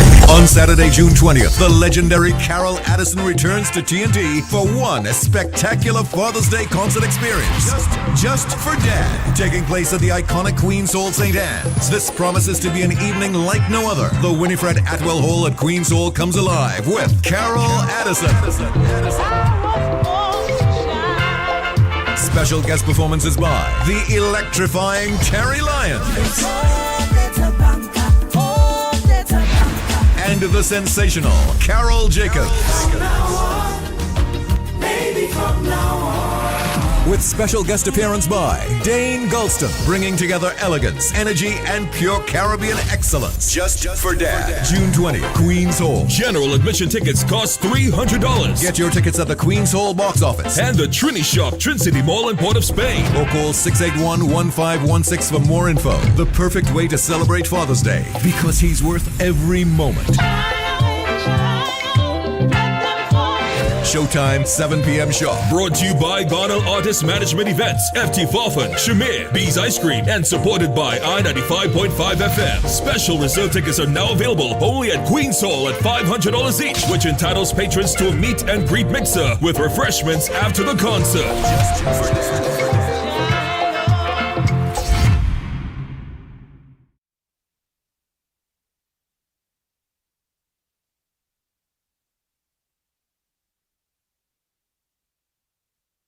I want to thank Mr. John Gill for giving me the privilege and opportunity to advertise this program on Constructive Talk. You know, having the confidence on this platform to advertise that program that's happening this Saturday. So make sure and tell Mr. John Gill, say, hey, John, I hear that program advertising on Constructive Talk, boy. You know? Pick up Constructive Talk a little bit now. Yeah, man. Thank you very much, Mr. John Gill, for having the confidence in us to advertise that event that's happening this Saturday. And also, just remember, Uhuru, people who live in San Fernando. People who live in San Fernando, you should be a part of Uhuru 8 at San Fernando City Hall on the 27th of July. You might be thinking you have time, but you don't have time, you know. Trust me. Try and get your tickets. All right, you have the $300 ticket, $350 I believe it is. Those tickets, you have 2 persons on that ticket. All right. Somebody's saying, what about the land for homes for Petrotrin workers? They give to the land TT. Yes, that is what they give away. They give away those lands. All right. So it is now 10:28. All right. And we're taking your calls. Waiting for you to call in and tell me what are your views. What do you think about what is happening in Trinidad and Tobago? I give you some time to talk. All right. Remember, I am not somebody that like to talk, you know. Yes, I carry on a talk show, but I like to interact with you. So you need to call me so that we can interact on 464-7003. 464-7003. You need to call in and tell me what are your thoughts.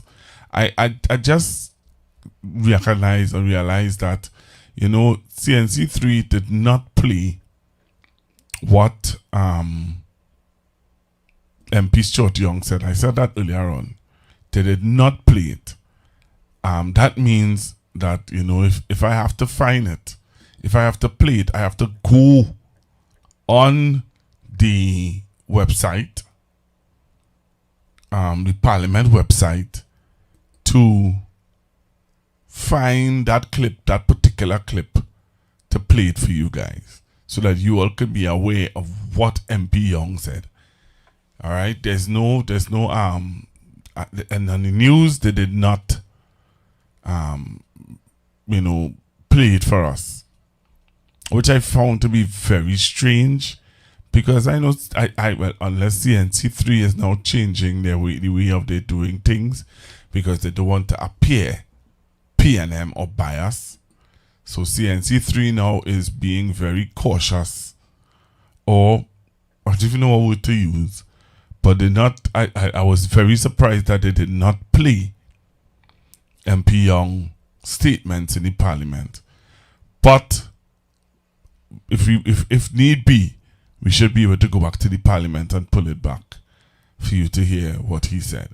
That's one. Two, the other thing I wanted to just touch on very quickly is school supplies. All right, I want to thank those of you who are reaching out and letting me know that you will make your contributions. Thank you all very, very much. All right, thank you all very, very much for those who have sent messages on the WhatsApp line, letting me know that, hey, you know, we are considering making your contributions to you know, the book right, the back to school drive. All right, there are some people I need to call. I will call you guys. Don't worry now. I will call all you. All right. So again, to those of you who are on and you want to say something, you could call in, you know. Yeah, you could call in on 464-7003. 464-7003. You can call in and make your views heard on the issues. All right? You can do so now. If you don't, I'm now going to say that if you don't, are closing off. Hello, good evening. Pastor Google, yes, some sir. of these things that was said by MP Kaiser and Elder, they blame the PNM because everything was about blaming the PNM. They blame the PNM for the rig that fell in the sea. What? Where the gentleman died up to now they haven't found his remains. How does PNM fall? I tell you, I listen to me. I remember reporting what they said, and Stuart, and because you see, you said just now that they didn't play how Stuart Young responded, because Stuart Young had to come out and say at the time when that rig fell in the sea, the representative union was the Oilfield Workers Trade Union, because they said, Kaiser, they said that if the union was there and responsible, that wouldn't have happened. And Stuart Young had to say that at the time when the rig fell into the sea, that the representative body was the Oilfield Workers Trade Union. They even brought up the issue with the 4 divers who died in the pipeline. That if the union was there, that wouldn't have happened. These are some of these things that they brought up. But they ain't going to tell you whether workmen's compensation was paid. Because they say that are sent for the workers, for the families of the poor workers, the poor families. But they wouldn't tell you whether or not workmen's compensation was paid by the employer. They ain't going to tell you that. And you know what I wouldn't tell you either? I didn't get time to research it because of your program and came on tonight. But in the 1980s, there was a fire in that same shipping area where 14 workers died. 14 workers. Because when they fell into the sea, the oil that was on the sea surface, and they couldn't come up for air. And 14 workers were burnt to death and died. They wouldn't tell him about that. Who you think was the union body responsible at the time? It was the Oilfield Workers Trade Union. But they wouldn't remind you about those things because Kaiser went back way back into 1937 to blame the PNM. But he wouldn't tell you about what happened in 1980s when the 14 workers died. They won't remind people about that. You know why? Because they were the recognized union body. And this is why I was angry today when I heard them talking and blaming the PNM for everything under the sun. And then the Prime Minister comes and calls Shotrang a king liar. When Shotrang attempted to explain, Shotrang read back for an op-ed that he had written in 2024 with respect to what had transpired in 2018, before 2018, why they had to shut down the refinery and all the steps that were taken by Dr. Rowley. You didn't just simply shut it down to send home 5,000 workers. You're not a madman. Well, you should have get on to I-95 yesterday to tell that man that. I told you I tried, and I will get on to him when he comes back next week, Wednesday. I told you I tried. Because he was asked certain questions by a certain lady, and he couldn't, up to now, he has shirked the answer to that question. And these are some of these things that people have to take. I know it's tedious, yes, but you got to take time while you're going about your daily duties and listen to when these people speak. Do you understand? Some of the things that was said today was shocking. But they will never talk about the 14 workers that died. Never. And the oilfield workers trade union was there. But they ain't gonna talk about that. No. They won't remind the people, the public about that at that time. All right. You understand? And these are some of these things that we have to remind the people that, hey, get all the facts and wait before you come to a decision. Don't just listen to what them have to say, because they will sit there and talk about all the things that the PNM do and what the PNM crash the country and the PNM this and when the PNM came in, they had 2 days money. Joanna Ramran told Ember, if you don't find money, I will close up the tap. They left no money in the country, but they ain't going to remind people of that. And these are some of the things you have to remind the country of. Thank you. All right, sir. All right, Trinidad and Tobago. All right. The Constructive Talk team with Pastor Google are asking for your support in their back-to-school drive. Let's help the less fortunate children get ready for the new school term. Donations of notebooks, copybooks, stationeries, and book bags would be greatly appreciated. Show your love, show your generosity by contacting 464-703, and we will organize collection of your donations. Thank you from the Constructive Talk team. And remember to be kind, be generous, and be loved.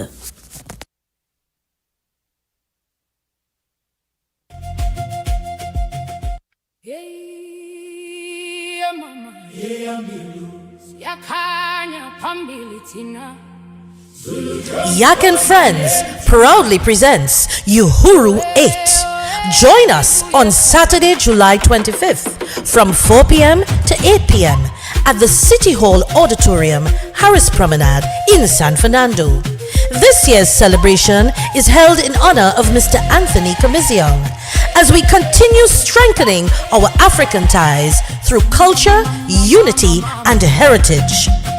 Experience an unforgettable evening of African dance, powerful drumming, cultural expression, and great food. Early bird tickets are $350 admits 2 and $200 admits 1. Come dressed in your finest African attire for a chance to win Best Dressed Male and Female. Celebrate African culture. Celebrate freedom. Celebrate Uhuru 8. For tickets, contact 684-1792 or ticket outlet at Something Special with Finishing Touch at Ritz Plaza, number 25, St. James Street in San Fernando.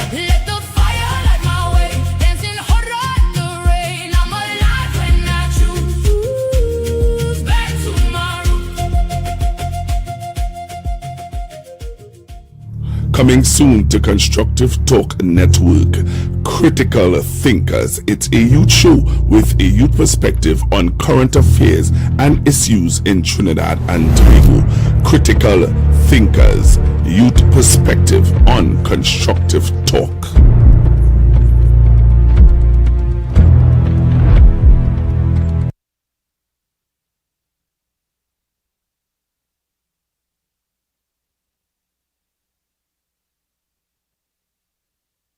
Alright, so it is, what is the time now? 10:40. I want to say thank you to all of you for being on Constructive Talk this evening. Thank you for your continuous support.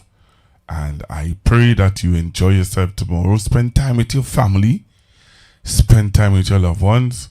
And also, please, Trinidad and Tobago, don't allow anybody to steal your peace. And be aware of what's going on around you. God bless.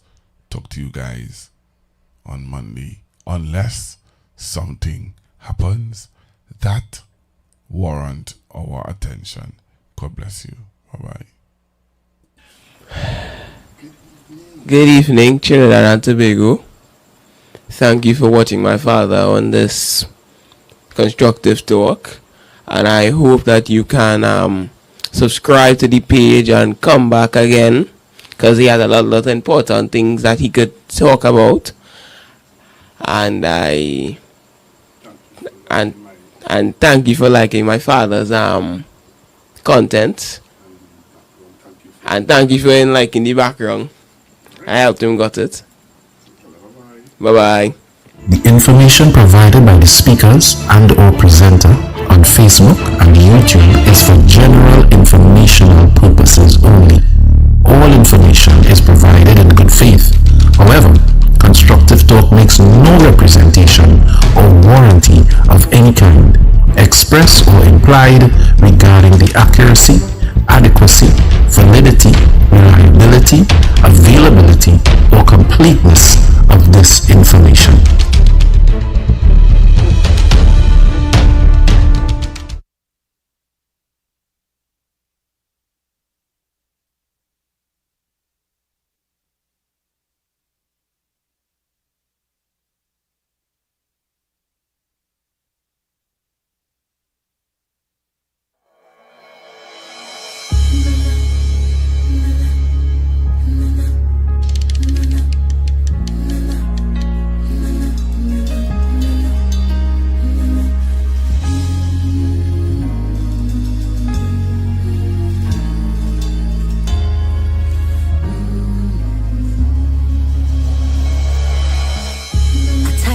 Worried and I'm feeling the pain. My faith's been tested time and time again. Oh, but my spirit is determined to believe and to overcome life trials that seem to never done. But still, I kneel before you with a praying song. Lord, I come to pray for the strength and the faith that's required. Amen. I pray for my people to not lose their fire. Amen. For those who suffering in silence, amen. Grant them wisdom, cures, clarity and guidance, amen. I pray for the young and I pray for the old. Cover their minds, Lord, don't let them lose control. Though we stand in sin, no transgressions are many. Thank God for the life that He gave me. To all you who doubting and losing faith, time to congregate, no time to separate. I'm calling on the prayer warriors in the country. Come for Tobago, need we, cause I say Trinidad need a blessing. Tobago need a blessing. Tobago need a blessing. Amen. Trinidad need a blessing. Tobago need a blessing. Tobago need a blessing. Amen. Life is getting harder to manage. Oh yeah. The plan you had for us, it's vanishing. Because the violence, Lord, the nation in distress. What's it gonna take? We need a rest. It's time that we repent and we confess. Cause Lord, I'm tired of the bloodshed, it rising in numbers. Amen.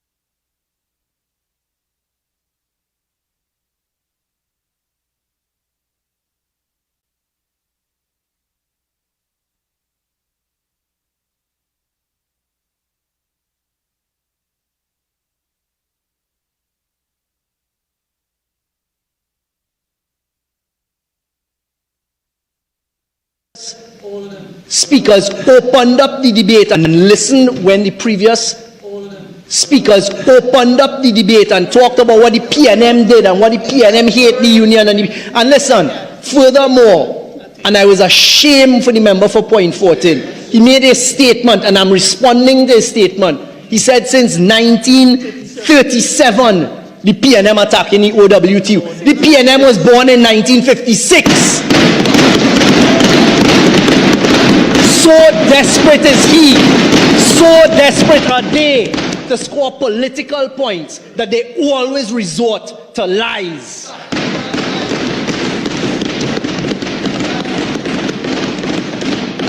For the same period of 2019 to 2024, Paria made $52.6 billion in revenue, paid $0.9 billion in taxes, and made a profit of $1.3 billion. These results are indicative of the benefits of the restructuring exercise that the government undertook. And that, Madam Deputy Speaker, and population of Trinidad and Tobago is why that very difficult decision was taken and implemented in late 2018. We took absolutely no pleasure in it. It was an extremely, we debated amongst ourselves as a cabinet for weeks. We explored every single option not to sink Trinidad and Tobago, which was the singular reason why the decision was taken. The singular reason. But in doing what we had to do, which was a restructuring, companies were created that are profitable, that will now be put at risk. $2.7 billion. It is a fact that they don't like to hear. $2.7 billion in cash paid. Cash to the former workers. CPEP workers got nothing. URP workers got nothing. That is their legacy.